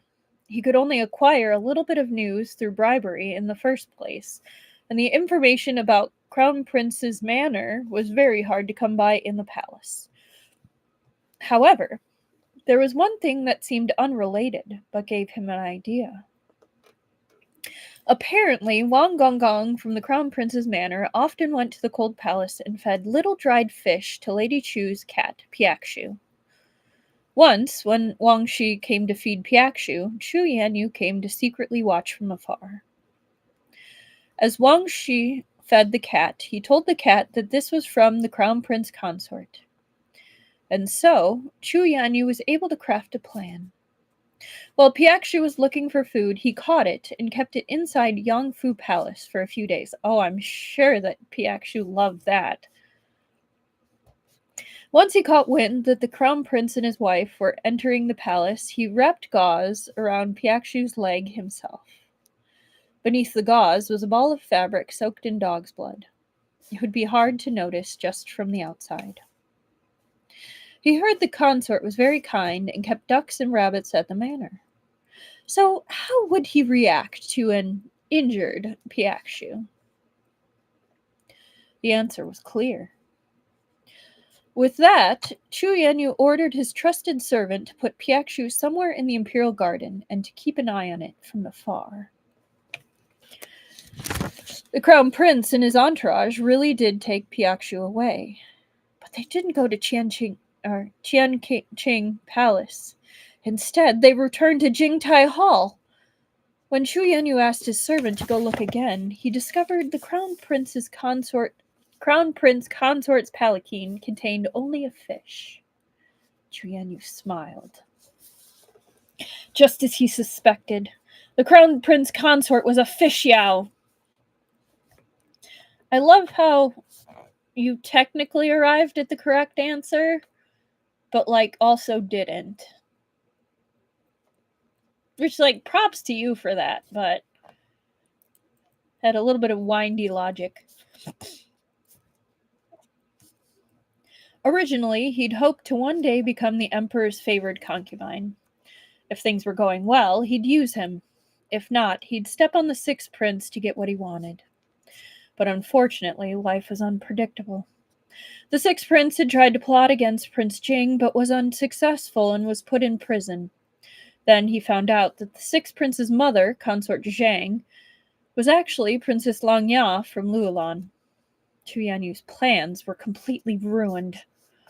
And disregarding all that, he only found out how difficult a concubine's life was after he already got to the palace. Consort Zhang, aka Princess Langya, had tampered with the emperor's wine, making him very drunk.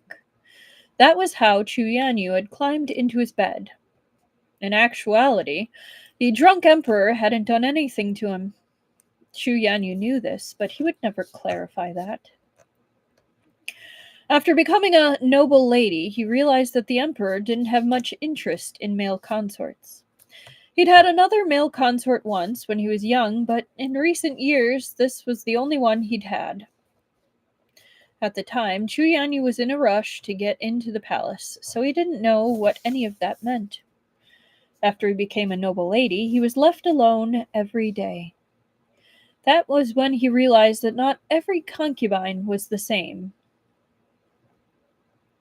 The lower-ranking concubines, no matter if they were male or female, had to be carried into the emperor's chambers to be bedded. At first, he thought it was embarrassing, but since becoming a noble lady, he'd never once been carried. Even his servants started to look at him differently. At each banquet, he would always have a seat next to the emperor. To those who weren't aware, he seemed highly favored by the emperor. But he knew this was just an act the emperor put on to make the harem seem at peace. He probably didn't even remember his name. There was the saying, if the wine is fragrant, it doesn't matter how far down the alley it is. But the emperor's attention didn't work like that. The emperor had seen too many beautiful people. Xu Yanyu's looks didn't stand out. He was well versed in poetry and songs, but the emperor would never ask him to come show off his talents. The worst part was not that he wasn't better than everyone else, it was that he was never even given a chance to prove himself. Xu Yanyu realized that before he could exact revenge on the sixth prince, he had to have the emperor's affections, so he started to fight for them. But it was even harder than getting Prince Jing's attention. Every method he could think up, everyone else had already used it thousands of times. He was stuck in an awkward situation. He couldn't advance, nor was there any possibility of retreat. When the sixth prince fell, he lost his target for revenge, but also his support. Later, consort Zhang turned into Princess Langya from Luolan. Xu Yanyu couldn't have been more shocked. Princess Langya then told him a secret, that he also had Luolan blood in him. That was why she had originally chosen him to be by the sixth prince's side. Xu Yanyu was afraid of his identity being exposed, so he had no choice but to listen to Princess Langya. That's a plot twist. From his days in the palace, he knew one had to have a backup plan. He also knew that adding icing to a cake could never compare to helping someone in their time of need, so he purposefully took care of the emperor behind Princess Langya's back. This kindness was the reason his life was spared. Princess Langya was dead, so he was now the only one remaining who knew that he was of Luolan descent. The threat was gone. The emperor treated him better than before too, but Chu Yanyu still felt like it wasn't enough. The goals that kept him going before had all disappeared. He could only do his best to become a favored concubine and work hard to climb up. That was when the emperor picked his heir. Chu Yanyu suddenly realized that the emperor was old. Whether or not he was a favored concubine was no longer important. Even if he was, in the end, he might have to become a monk or be buried with the emperor as a sacrifice. Harsh. Knowing he was trapped, what was the point in fighting for more? He was still young. How could he bear wasting his youth on the emperor? He was unsatisfied. So he set his sights on the crown prince instead. Compared to the emperor, the crown prince was the rising sun. Right? That's a harsh reality to have to live with and look forward to. Everyone in the palace knew the crown prince and his consort were in love. Chu Yanyu had seen it too. Once, they were listening to the opera in the palace when the pregnant crown prince consort fell asleep halfway through. The crown prince asked for the emperor's forgiveness and carried his consort home. This was such a small thing, but Chu Yanyu cared. This was the kind of affection he had once dreamed of. Why was it that in the end, after all he had suffered, he was still just a noble lady with no one to care for him? On the other hand, the crown prince consort's life was smooth sailing. He had everything without even trying. Right? In fact, the crown prince consort's status was much higher than his.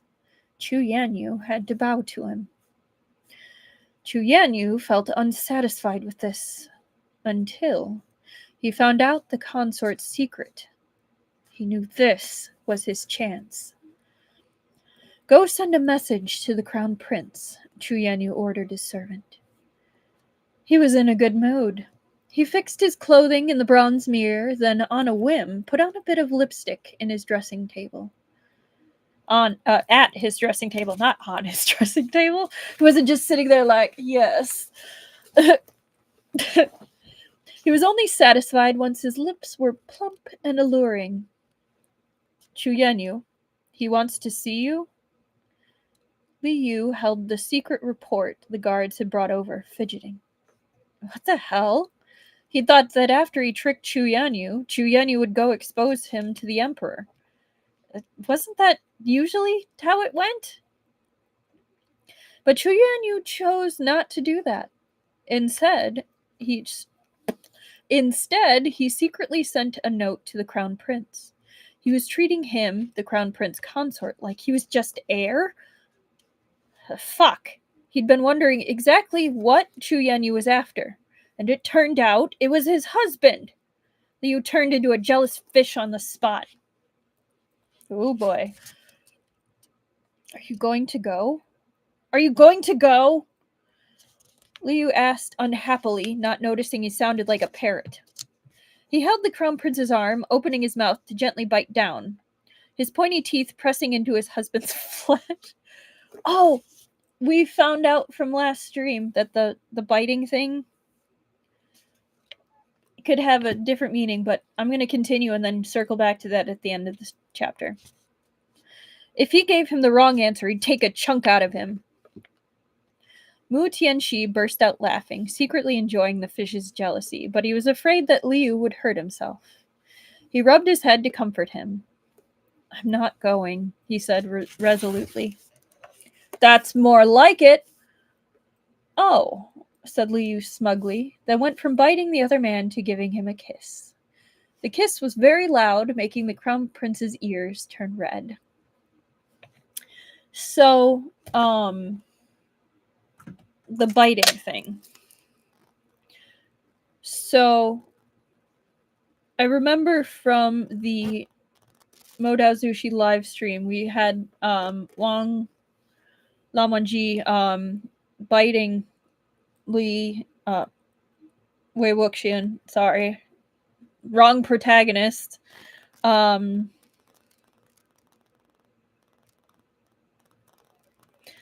And it was like biting to express hidden love or marriage. Let me see if I can find it.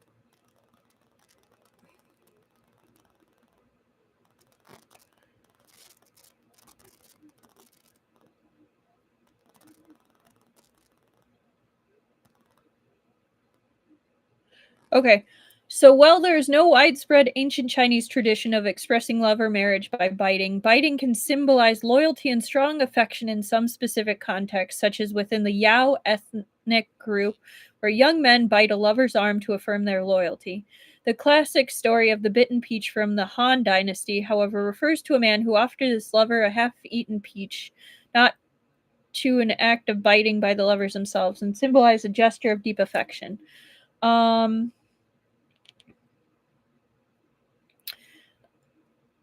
A gentle bite is preferred, as a too slight bite suggests shallow love, and a severe bite would be seen negatively within the Yao ethnic group. Hang on.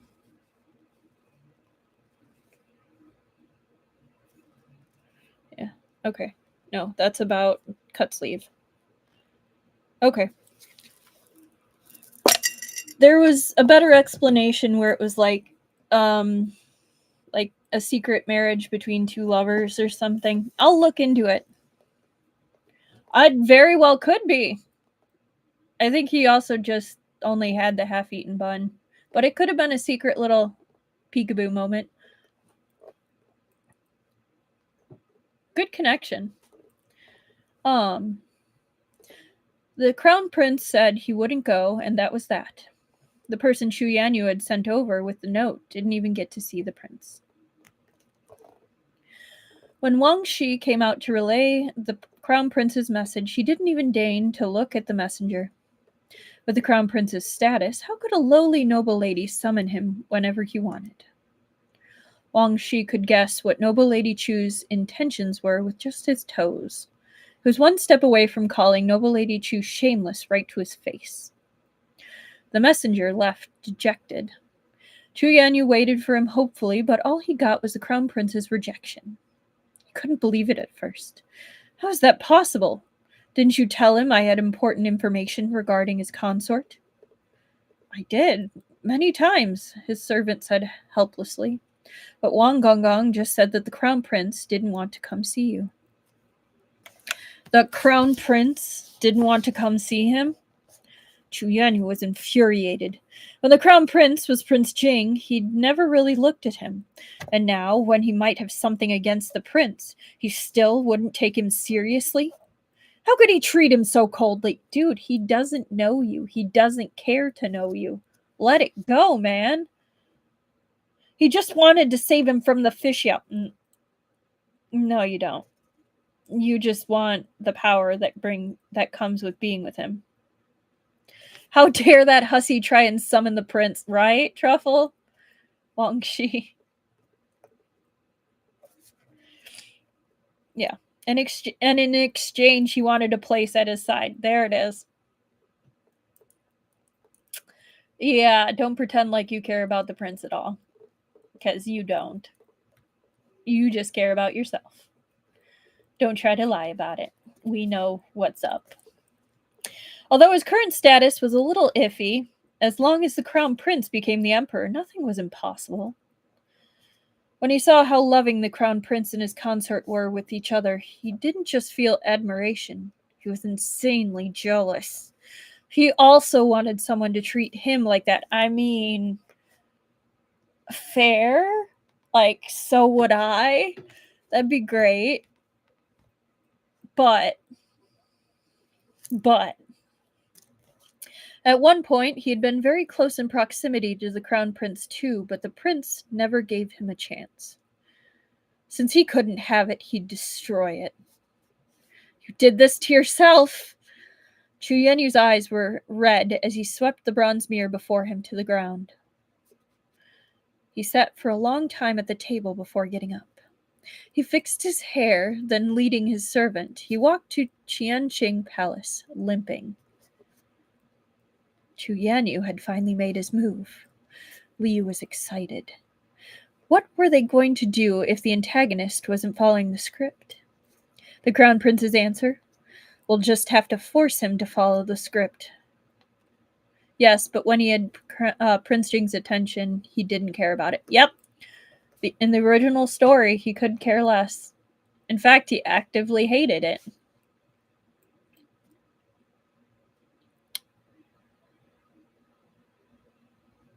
Now that Xue Yanyu was going to see the Emperor, Liu had to get moving too.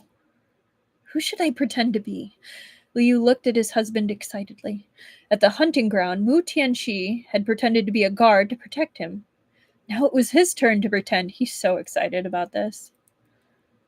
To be honest, it would have been enough for him to just sit in the palanquin. He didn't need to get dressed up. But the consort clearly wanted to have some fun. The Crown Prince thought about it, then a smile made its way to his eyes. There was no way he could pretend to be a guard, as there were no pregnant guards.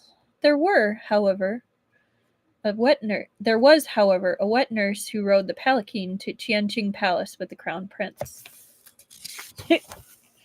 Although this newly minted wet nurse was a little on the bigger side, with her stomach a bit large, she was still young, beautiful, and charming. Even His Highness the Crown Prince, who loved his consort deeply, couldn't help but take a few extra looks. They dressed him up as the wet nurse. Chapter 142, Fishy Yao Catcher. What, no picture? Come on. That would be a great picture. No picture? No picture. Womp womp. Fishy Yao Catcher. Xue Yanyu was waiting outside Qianqing Palace to see the Emperor. The Emperor had a good impression of him, so he allowed him to enter. When he entered the palace, he realized that the Crown Prince's children were there as well. The children of a Yao must also be Yao, so it was no wonder they were able to capture the Emperor's heart. Xue Yanyu felt disdain towards these Yao. Robbed again, right? Another scene with the children. Dabao and the others were studying in the imperial study room when the Emperor heard that the Crown Prince and his consort were coming, and he ordered Luoru Shang to go get them so that the family could be together. The children spent a lot of time around the Emperor, so they'd seen the Emperor's concubines frequently too. In order to gain the favor of the Emperor, noble Lady Chu had also tried to be good to the children, and he often brought them little jade figures or toys, but the babies had been warned by their fish dad not to get too close to strangers or to accept their gifts. Noble Lady Chu never managed to build a relationship with them. They're too wise to your games, Xue Yanyu. When he saw the kids this time, Xue Yanyu's attitude was visibly a lot colder and not as enthusiastic as usual. Though the children were young, they were still able to tell. Very quickly, they noticed the noble Lady Chu, who always smiled at them, wasn't smiling anymore. He's so fickle, the children whispered among themselves. Fickle was a new word they'd learned recently, and they used it a lot. I mean, unfortunately, there's plenty of chances if you're living in an intrigue harem. When the Emperor heard their childish words, he burst into laughter. Meanwhile, Xue Yanyu couldn't be more embarrassed. He had to just pretend he hadn't heard. Your Majesty, I have something important to report. Xue Yanyu took a step forward and knelt down. Because this had to do with the fish Yao, the children would be in the way. Xue Yanyu hoped the Emperor would have them taken away. Just say what you need to. Even though Xue Yanyu was trying to take precautions, the Emperor didn't care. To him, Dabao and the others were his grandchildren, not outsiders. There was no need for them to leave. I love that he's such a proud grandpa. Xue Yanyu gritted his teeth. It seemed like he would have to say it in front of these Yao. He'd already gone over what he would say on the way to Qianqing Palace. He relayed what his servant had seen at the hunting grounds and the fact that there was nothing but a fish inside the Crown Prince consort's palanquin. He didn't outright say that the consort was a fish Yao, but the implication was obvious. The Emperor's first reaction was disbelief. It would be too preposterous if he believed a real, living human was a Yao just from one person's word alone. What do you mean? He scolded Chu Yanyu in a stern voice. Are you accusing the Crown Prince consort? Though the Emperor had a good impression of noble Lady Chu, he considered the Crown Prince consort part of his family. His impression of noble Lady Chu was not enough for him to suspect the Crown Prince consort. Instead, his displeasure fell on noble Lady Chu. Da Bao was right by the Emperor's side, listening. Had Fishdad been discovered? Da Bao hurried to pull on the sleeves of the dragon robe. Seeing this, the Emperor picked Da Bao up to sit him on his knees in case noble Lady Chu said anything else and scared the boy. Chu Yanyu had helped the Emperor before, but the Emperor would not allow a concubine to slander the Crown Prince consort. Ooh! Not go slander the Crown Prince consort in front of the Emperor. Ooh! Noble Lady Chu is speaking nonsense, he said. Take him to the office of punishment. At the Emperor's orders, head eunuch Luo immediately came up to grab Chu Yanyu, looking at him like he was already dead. The Emperor had a very good impression of the Crown Prince consort. Was noble Lady Chu tired of living, accusing him of something like that? If it got around to the consort's husband, he would have offended both the Emperor and the Crown Prince. Dun dun dun. But Chu Yanyu continued to struggle. Your Majesty, please listen to me. You've seen that fish, he protested. Don't you think it's a little too intelligent? Besides, have you ever seen the Crown Prince consort and the fish appear at the same time? It's simple. The Crown Prince consort is that fish. They cannot possibly appear at the same time. I can promise everything I've said is true. If I'm lying, may I be struck down by lightning. Eventually, he was screaming at the Emperor at the top of his lungs, even going so far as to swear an oath. Your Majesty, please think about it. The Crown Prince consort's name is Li Yu. He's clearly a fish Yao. Right? I'm also glad that the Emperor is so protective of his daughter-in-law. Chu Yanyu's screams roused the Emperor's fury. Hearing all this, Da Bao hung his head and trembled a little. The Emperor was enraged and worried. Silence! I don't believe it. He has to be a fish Yao just because his name is Li Yu. There was a decorated general in this dynasty whose name included the character for rabbit. There was a talented musician whose name had the character turtle. Were they Rabbit Yao or Turtle Yao?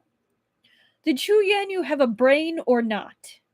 Sure, the Emperor had never seen the Crown Prince consort appear at the same time as that fish, but there were plenty of people who hadn't. Were they all also involved? How ridiculous. Chu Yanyu was all but pushed out by head eunuch Luo, yet he still persisted. Your Majesty, what I'm saying is true. The Crown Prince consort has reverted back to his original form now and is hiding in the palanquin, leaving the palace. If you send someone, you'll see. The Emperor didn't want to bother with him, but at that moment, a servant came to report that the Crown Prince had arrived. Right on time. The Emperor immediately summoned the Crown Prince. Tianxi, noble Lady Chu tried to slander your consort. How should we deal with him? The Emperor's head hurt from all the yelling, and he wanted to comfort Da Bao, so he threw all the responsibility to the Crown Prince. Royal Father, my fish is indeed very intelligent, the Crown Prince said. Everyone knows that. But I didn't expect anyone would fail to hold their tongue and slander my consort like this. I want to hear exactly what his accusations are. The Emperor glanced at the Crown Prince, confused. He wanted Chu Yanyu to continue? Chu Yanyu was the only person claiming the Crown Prince consort could turn into a fish. The Emperor was well aware of how loving the couple was. There was no way the Crown Prince would usually allow Chu Yanyu to continue to spout his nonsense. But he didn't seem worried. Never mind. Since the Emperor had already passed the responsibility on to the Crown Prince, could deal with it however he saw fit. Chuyanyu was shocked. He didn't know why the Crown Prince had suddenly changed his mind and decided to see him. No matter. He was finally willing to listen to him. So willing to listen to you. Listen to you dig your own grave. Chuyanyu rushed to speak. Your Highness, I'm doing this for your sake. Please send someone to investigate the consort's palanquin. Wu Tianxi raised a brow. What's wrong with the palanquin? Unexpectedly, the Crown Prince cooperated with Chuyanyu and ordered someone to redirect the palanquin to the palace. Soon after, the guards returned with a crystal bottle in hand. Your Highness, there's no one in the palanquin, only this crystal bottle containing a fish. Got you. Chuyanyu was secretly delighted. The guard entered, holding the crystal bottle. A silver koi flecked with gold appeared before the Emperor and Crown Prince. Wu Tianxi scoffed. So what if this fish was in the palanquin? This fish is a fish, Yao, said Chuyanyu. It can turn into the Crown Prince consort. That's why it's in the consort's palanquin. Your Highness, if you don't believe me, you can summon the consort. Chuyanyu was sure that the Crown Prince consort could not appear, but before he finished speaking, a young woman with a round belly wearing a light yellow pleated skirt and her hair wrapped atop her head walked in from outside. There was a thin veil over the woman's face, covering everything below the nose. All that peeked out was bright, clear eyes. Seeing the Emperor, she bowed to him clumsily. Small woman had to bow when faced with the Crown Prince. Wu Tianxi clenched his teeth. Before she could do anything, he pulled over a chair and stuffed the woman into it. Because the servants hadn't announced her, the Emperor and head eunuch Luo didn't know who she was. They all looked towards the woman. Once she sat down, she noticed the Emperor and head eunuch Luo were both looking at her, and she smiled at the both of them, a little embarrassed. When she smiled, her eyes curved like crescent moons. The Emperor thought it looked familiar, but he couldn't quite work out why. Head eunuch Luo was more observant, and he noticed the woman's stomach. It seemed larger than that of someone who was simply chubby, but her waist was not thick. Was this? Head eunuch Luo had already worked it out, but when he looked at the Crown Prince and the woman, he could tell they clearly wanted to keep up their act. He just had to pretend he was blind and hadn't noticed anything. I love all the gongs just being like super fast on the uptake. I mean, they have to be, like, they're working for the Emperor and the Crown Prince. Crown Prince. Tianxi, who's this? The Emperor asked, confused. This is Da Bao and the other's new wet nurse, the Crown Prince said.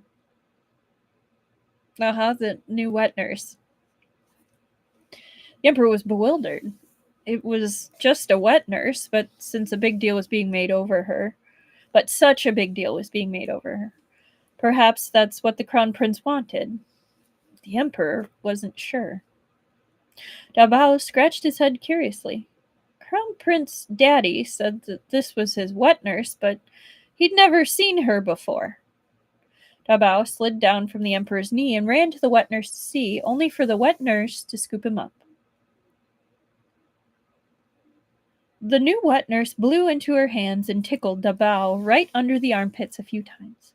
Well, wasn't this how his fish dad tickled him? This was his fish dad! Da Bao threw himself at him, unwilling to let go of the wet nurse's leg. Just now, when Noble Consort Chu kept saying Fish Dad was a fish, Da Bao really had been scared. Fish Dad said that their identities had to remain a secret. If they were found out, they'd be locked up, so Fish Dad's identity could not be revealed. When the crystal bottle was brought in, the children all looked at the fish inside, unable to help themselves. But after they took a look, they were reassured. That fish was just an old friend. Fish Dad was fine. Airbao, Sanbao, and Seabao all ran over to the wet nurse as well. When they realized it was their fish dad, Airbao was just about to call out when the veiled woman gave him a fierce glare, then shushed him lightly. Airbao was so scared he didn't dare make a noise, but he still wanted a hug. I guess that really is their wet nurse, the Emperor thought. I love how kind of most of the people picked up on it really quickly, except for the Emperor and Xu Yanyu. That's kind of funny. Xu Yanyu hadn't seen the Crown Prince consort much, so of course he hadn't been able to recognize him. Fair point. And after the appearance of that woman, no one was paying attention to him anymore. He had to remind the Emperor and the Crown Prince about the Crown Prince consort being a fish yao. Your Highness, he said clearly, that fish is your consort. Mu Tianxi retracted his gaze from the new arrival. Xu Yanyu thought it seemed a little weird. The Crown Prince gazed at the wet nurse passionately, but when he looked at him or the fish, he didn't seem to care. But Xu Yanyu didn't have time to think it through carefully. He's one of two people in the room who didn't figure it out. And the other person doesn't know the Crown Prince consort, so like... The Crown Prince glanced at the fish in the bottle. You say that's my consort. If you call out to it, will it answer? The veiled woman couldn't help but snort in laughter, but after a glare from the Crown Prince, she immediately went back to holding the children properly. Xu Yanyu had expected the Crown Prince to ask him that, and had already thought of an answer to expose the fish yao in front of the Emperor and Crown Prince. He stepped forward. There is a Taoist priest waiting just outside. He's experienced in capturing yao. Please allow him to get rid of this yao. The eunuchs of this canon are really on the ball. Yeah. Mu Tianxi nodded, expressionless. Xiao Yu had told him he wasn't a normal carp spirit, and that it didn't matter if it was a Taoist priest or monk, black dog's blood, or anything else. They were all useless against him. Besides, they weren't being used on him anyway, so Mu Tianxi allowed Xiao Yu to watch in disguise. Very quickly, a Taoist priest around 30 years old with a yellowing beard walked in. Xu Yanyu had prepared this Taoist priest a long time ago. He was the same one who provided Xu Yanyu with the black dog's blood. Immediately, he started performing a ritual on the fish. He shook a golden bell relentlessly, chanting something, and dipped a peachwood sword and talisman into the water in the crystal bottle. After he was done, the fish kept swimming slowly. So he did it again. The fish still kept swimming. The Taoist priest and Xu Yanyu were both stunned. The Taoist priest had run out of ideas. Fish yao are afraid of black dog's blood, he suggested. To be honest, Emperor, Crown Prince has turned back into a fish because it came in contact with black dog's blood. If we use the blood again, it will definitely reveal itself. That seems counterproductive. Xu Yanyu agreed and even boldly looked at the Crown Prince's 4 sons. What he didn't say was that these 4 might also fear dog's blood. Mu Tianxi smiled. How would we get it to reveal itself? Xu Yanyu pulled out a porcelain bottle from within his sleeve. When he opened it, a pungent smell floated out. He handed the bottle over to the priest, and with a brief apology, he placed the bottle before the fish. He thought the fish would definitely show fear, but it remained unmoved, shaking its tail haughtily. I love that the fish is giving him sass, even when it's just a normal carp. Maybe Liu had kind of like gave it a talking to and was just like, you need to be extra sassy with this one person who's going to be talking to you. The wet nurse held the children, and they also observed the situation. Smelling the pungent smell, the wet nurse covered their noses. Ugh, stinky, the children complained. The Emperor also thought it stank. Head eunuch Luo brought over a handkerchief to cover his mouth and nose. This is the reveal you spoke of? The Crown Prince scoffed. Cold sweat beaded on the priest's forehead. The Emperor had seen enough, too. Seeing that the fish remained unchanged even after all their attempts, Xu Yanyu was starting to get flustered. He wanted to pour the dog's blood into the crystal bottle. He refused to believe that the fish Yao could still withstand this. Xu Yanyu grabbed the bottle from the priest and was about to dump the blood in when the wet nurse, who had been silent this whole time, suddenly spoke up. If you do that, not even a regular fish would be able to take it. What do you know? Xu Yanyu said rudely. Fish Yao are Yao. They're different from regular fish. Yao can't be killed easily. As long as it uses any Yao magic at all, it just proves me right. I see, said the wet nurse. But what if it's just a regular fish? Then I'll beg the Crown Prince consort for forgiveness and let the Crown Prince do as he sees fit, Xu Yanyu said forcefully. The wet nurse took a deep breath. All right. There were no Yao in this ancient era, only a fish with a system.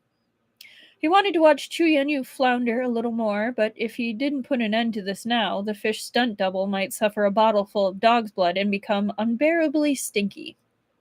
That's your issue, not that it could die, it just will become stinky. Noble Lady Chu, before you pour the blood, you should take a look at who I am. The next moment, the wet nurse took off her veil. There's a little part of me that kind of wants to end it there, just so you don't see the fallout, but I'm not mean, so we are actually reading one more chapter. As planned. It'd be kind of funny if we stopped there, but no, I'm not that mean. At least not that mean tonight.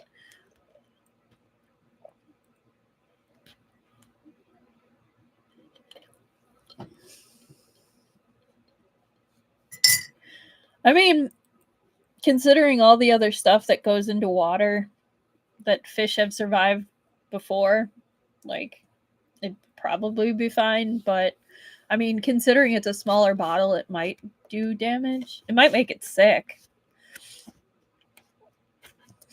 I don't know. I don't actually know very much about fish.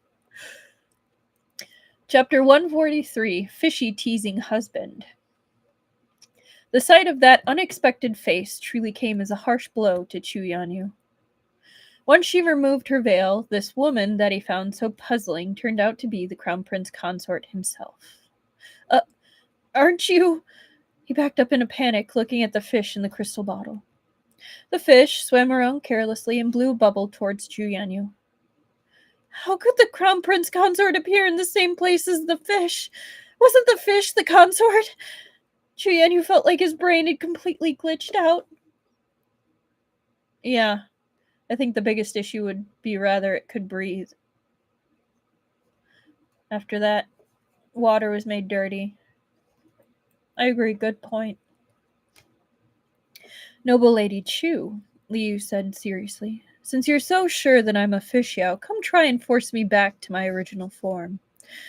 This is impossible! This is impossible! Your Highness! Xu Yanyu's expression was ugly as he turned to the Crown Prince. Mu Tianxi's expression remained calm, not at all shocked. He picked the wrong one to mess with, yep. Seeing this, Xu Yanyu realized the Crown Prince must have known the wet nurse was his consort all along. This was all a plot to trick him. He was the only one who didn't know, and they let him leap about like a clown. Throughout such a grand performance, the Emperor noticed the Crown Prince remaining calm and collected throughout. It wasn't until the Crown Prince consort showed his face that he realized why. He also realized why the wet nurse seemed so familiar, as well as why the Crown Prince was allowing Xu Yanyu to do as he pleased. Before, the Emperor had put on a show for the sixth prince. Now it was the Crown Prince and his consort putting on a show together for Noble Lady Chu. If he didn't have ulterior motives, how could he have become the main character of the show? The Emperor looked at Noble Lady Chu with utter contempt. The Crown Prince's pet fish was a koi. It had been confirmed by Master Liao Kong, and the consort was a real live human. With just a few words from any random person, he'd been made out to be a fish Yao. If Noble Lady Chu could think up such rumors, the Emperor thought, then all the good things he'd done before could also be fake. Kindness and tenderness were all ways for this person to gain his favor. He was actually the same as the sixth prince. All he knew was tricking people, as expected from someone who'd come from the Sixth Prince. But Xue Yanyu was just a lowly noble lady. What good would it do him to harm the prince consort? After puzzling over it for a bit, the emperor finally figured it out. He trusted the crown prince and wouldn't distance him over something like this. He was, however, disgusted with Xue Yanyu. This male concubine thought too highly of himself. Facing the crown prince's consort, Xue Yanyu had all sorts of guesses, but was too afraid to say anything else. But the Taoist priest that he had found had no situational awareness.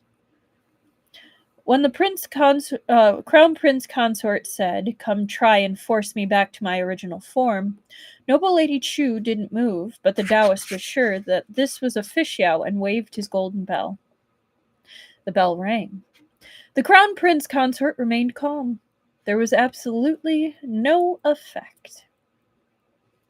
"How dare you!" The crown prince was furious. How dare the priest insult his consort right in front of him? The prince immediately shielded his consort behind his back. The priest was still wildly ringing his bell. Annoyed, the crown prince sent the priest flying with a single kick. The kick was so strong that the priest hit a pillar head first and passed out bleeding. "You want to wave that bell at my consort? I'm going to kick you into a pillar. The audacity!" "Take him away," said the crown prince. Guards immediately appeared on either side of him and dragged away the unconscious priest. Xue Yanyu covered his mouth tightly. The crown prince's ruthlessness had really frightened him, but he couldn't even make a sound. Wang Shi walked over, and the crown prince glanced at him. Wang Shi walked outside, then brought in a female servant. Xue Yanyu immediately recognized the servant. It was that servant of his who claimed she had witnessed the crown prince's consort transform. "I heard that there's a servant in Yangfu Palace who keeps speaking nonsense," the crown prince said coldly. "Noble Lady Chu, I think you should get to the bottom of this first." The crown prince waved his hand, and Wang Shi brought Xue Yanyu before her. Xue Yanyu's last hope burned in his heart. He gritted his teeth. "Hong didn't you say you saw the crown prince consort turn into a fish?" "Yes," the servant called Hong said, smiling. "I saw it with my own eyes." Xue Yanyu hadn't had the chance to take a breath yet before Hong tilted her head and continued. "I've also seen the emperor and noble Lady Chu turn into a fish. We're all fish. Xue Yanyu saw that her gaze was unfocused, and the way she spoke was all over the place. His heart went cold. Hong had fully lost her mind. But before, people said Hong was crazy because they didn't believe her. She wasn't actually crazy. Xue Yanyu knew from actually interacting with her. It must have been the crown prince. He defended the crown prince, and the crown prince was too ruthless. With this final blow, all of this had been reduced to Xue Yanyu's plot. He didn't have a single witness left to defend him. "Noble Lady Chu, what do you think?" Mu Tianxi asked him directly. The crown prince was going to stop all the harmful rumors about Xiaoyu right here in front of the emperor. Pretty smart, honestly. This whole situation with Xue Yanyu wasn't entirely without benefit. Now, if anyone claimed the crown prince consort was a fish yow in the future, he'd be able to deal with them immediately. "Your Highness," Xue Yanyu got on his knees. The situation was far more serious than he could handle. Currently, he had nothing going for him at all. He couldn't continue to fight against the emperor and the crown prince. "Noble Lady Chu," the crown prince laughed. "Do you remember how you said if the consort was not a fish yow, I could deal with you as I saw fit?" "Your Highness, I was misled by Hong. That's why I said those things. Please have mercy." Panicking in the face of his own assertions, Xue Yanyu tried to explain, stumbling over his own words. What was he going to do? Was the crown prince going to put him in the cold palace? The cold palace wasn't fit for living. He didn't want to go there. Chu Yanyu truly started to panic. The Crown Prince stared down at him and then said clearly but coldly, 200 strokes of the board, stripped of all status, then send him to the cold palace. Chu Yanyu collapsed to the floor. In his daze, he remembered he was the emperor's concubine. How could the crown prince send him to the cold palace without asking the emperor first? Your Majesty, please, on account of the fact that I helped you before, please save me, Chu Yanyu begged pitifully. He'd suffered a beating before. He knew that if he really had to go through with the 200 strokes, he very might well end up dead. The crown prince definitely wouldn't let him go, so he could only beg the emperor. When the emperor heard him mention what he'd done for him, the corner of his lips slowly drooped down. Noble Lady Chu really did have his own agenda. The emperor felt he'd been tricked and didn't want to acknowledge Chu Yanyu anymore. Instead, he ordered the guards to drag him a little further away. Chu Yanyu pleaded the whole way there. Liu turned away, not wanting to feel any sympathy towards Chu Yanyu. If Chu Yanyu had only offended him, perhaps he would have asked the crown prince to give him a lighter punishment. But Chu Yanyu hadn't only offended him. He'd also offended the emperor, the crown prince, and worst of all, he'd set his sights on the kids. I knew that was where it was going. When he witnessed the whole thing as a bystander, he could clearly see that noble Lady Chu looked at his children with malicious intent. Liu was often soft-hearted, but that didn't mean he didn't have a limit. His children were his boundary. No matter if Chu Yanyu was the original love interest of the book or not, there was no way he would let him harm his kids. Following his husband's lead, Liu's expression also grew cold. Regardless of what happened to Chu Yanyu, he never wanted to hear about him again. After noble Lady Chu was taken away, the crown prince asked the emperor for forgiveness. After all, he'd punished one of the emperor's concubines without asking. He had even tricked the emperor at the start. But the emperor wasn't about to blame him. He was delighted that there was one less cunning concubine at his side. That's how you know you have problems. Especially in, your backyard, in a harem intrigue. When you're relieved that you lost a concubine, you know you got too many concubines. Oh, right, Tianxi, your fish. The emperor paused. Wu Tianxi looked like he was listening respectfully, but his heart flew into his throat. The fish body double and Xiao Yu were still suddenly different. Had the emperor noticed something? Never mind. It's nothing, said the emperor. When the fish in the crystal bottle was brought into Qianqing Palace, the emperor thought the fish seemed a lot quieter than before. But it wasn't like the crown prince's fish didn't have its quiet moments. Besides, noble Lady Chu had brought a priest to challenge it. Was the fish supposed to jump for joy? The emperor hadn't spotted any differences in the fish. Besides, compared to noble Lady Chu's fake concern, this fish had truly helped him get through some tough times. The emperor himself had given the fish the title of #1 fish in the world. Even he thought it would be absurd to suspect it. Take care of this fish. Bring it into the palace more often. I want to see what new tricks it has. The emperor was looking forward to it. He remembered how this fish had brought him a flower during his birthday celebration. The crown prince and Liu both knew this fish had plenty of tricks up its sleeve. That was one thing the emperor could count on. The emperor never suspected a thing, and the crown prince finally relaxed. He suddenly noticed that the crown prince consort, who was wearing a skirt, was winking at him mischievously. He thought the consort was kind of cute like this. After everything was over and done with, everyone returned to the crown prince's manor. Liu kept delaying, finding excuse after excuse to keep the skirt on. The emperor's kind of failing all the spot checks today. Yeah, but it's to our benefit, so it kind of works out. He'd never worn women's clothing before. It was a fun new experience. Besides, he'd managed to fool the Emperor, so Liu figured his wet nurse disguise was very successful. Even with his belly, no one suspected a thing.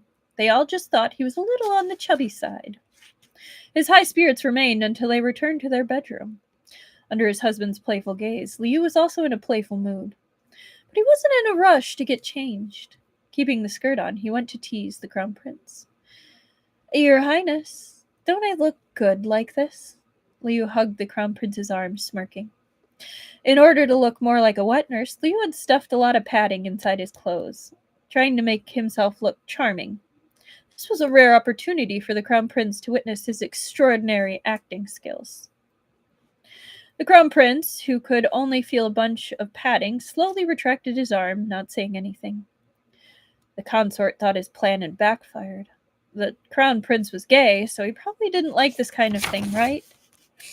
Sob! He'd gone overboard! What if this left a lasting negative impression on his husband? That's a sob. We are now up to 13.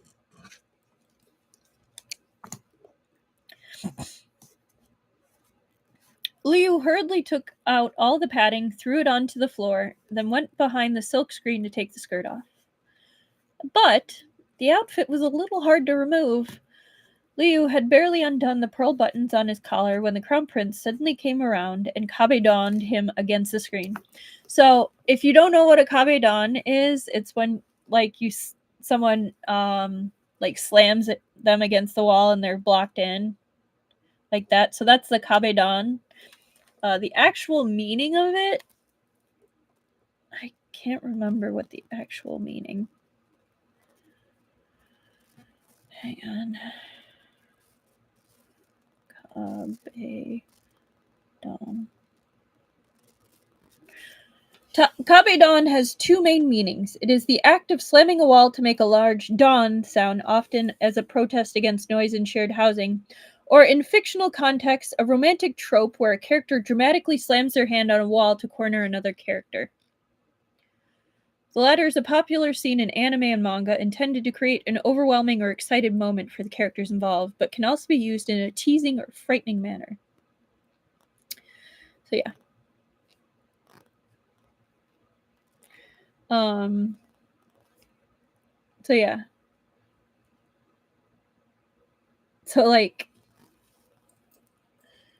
The first image. This is the first one I found. So this one over here. That one.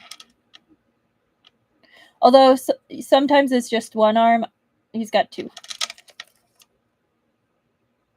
I guess this person did not like the kabedon. Okay. Kabedoned him against the screen. Wet nurse, the Crown Prince called out to him in a quiet laugh. Liu was confused, but answered anyway.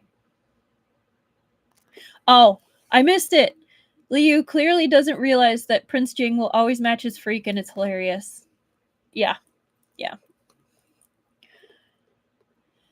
The Crown Prince scooped up the fish, walked out from behind the silk screen, and threw him down on the bed, carefully avoiding Liu's stomach. When he kissed him, Liu closed his eyes, satisfied. Are you really a wet nurse? The Crown Prince asked with a chuckle. Liu's head was starting to fill with more and more filth as he randomly nodded. He'd given birth to the children, and he'd fed them. Of course he was a wet nurse. And then there was nothing after that. Wet nurse Liu was sucked dry by the father of his children. In the first half of the night, they were fighting and pounding. In the latter half, all that was left was sweet noises. The couple were still in the middle of a private, passionate exchange when someone knocked desperately on their door. Usually, whenever they did such deeds, they would lock the door. Liu hurriedly wrapped the blanket around himself and glared at the Crown Prince. But his messy hair, teary eyes, and swollen lips didn't hold much threat. The Crown Prince's mood soared. He smiled at him indulgently, then went to open the door. A baby fish stood outside, holding a small pillow. Dad, Dabao said timidly, I want to sleep with the wet nurse. The children slept on their own now so that they wouldn't bother their fish dad. But Da Bao still wanted to sleep with his fish dad. He'd finally found an excuse. Mu Tianxi stared down at Da Bao. How could Liu say no to his son? He immediately had his husband bring his son up. Da Bao was very happy to be next to his fish dad. Hugging his little pillow, he willingly went to sleep between his two dads. Be good, Da Bao. Be quiet. Da Bao closed his eyes blissfully. Liu threw a comforting glance at his husband. The couple lay down around their son. Soon after, there was another knock on the door. In that fashion, the door was knocked on 4 separate times. In total, there were 3 fish babies who wanted to sleep with the wet nurse and 1 who wanted to sleep with Crown Prince Daddy. What were they going to do? The wet nurse was dumbfounded. Only this once. The Crown Prince swiped at Liu's nose affectionately and laid down with him, holding their babies. Everyone was finally satisfied. I'm safe from any further essence absorbing, right? Liu thought carefully. After a night of peace, the children left for the imperial study room the next morning. The Crown Prince went to the Ministry of Rites. When he returned, he smiled at Liu. Wet nurse? Wet nurse Liu's face went bright red, his brows ascending into his hair. Asshole, is there any end to this? And that is actually how we are going to end it this time. Thought we'd end on a kind of funny note. And so now we only have 2 more live streams, so that'll be Tuesday and Thursday. I think that works out perfectly. Let me double check. Let me see. Tuesday? Yep. Tuesday's good, and Thursday is fantastic. So we will finish the Disabled Tyrant and his beloved pet fish, all of it, next time. Right? Oh, thank you, Momar's Rover. I also can't wait to finish the book next week. Thank you for the hearts, Chi Kiki. But I hope you all have a fantastic weekend, and I will hopefully see you on Tuesday. I will be back to my normal self. I won't be all fancy, but that's okay. I feel like I have fun. We have fun anyway. So happy and sad that we are finishing it. I feel you there, Chi Kiki. This is so fun. Have a good night. You too, Esper Lady. But yeah. And thank you all to everyone who is listening later. Hope you have a great weekend too, or a great week, depending on when you watch this. Good night.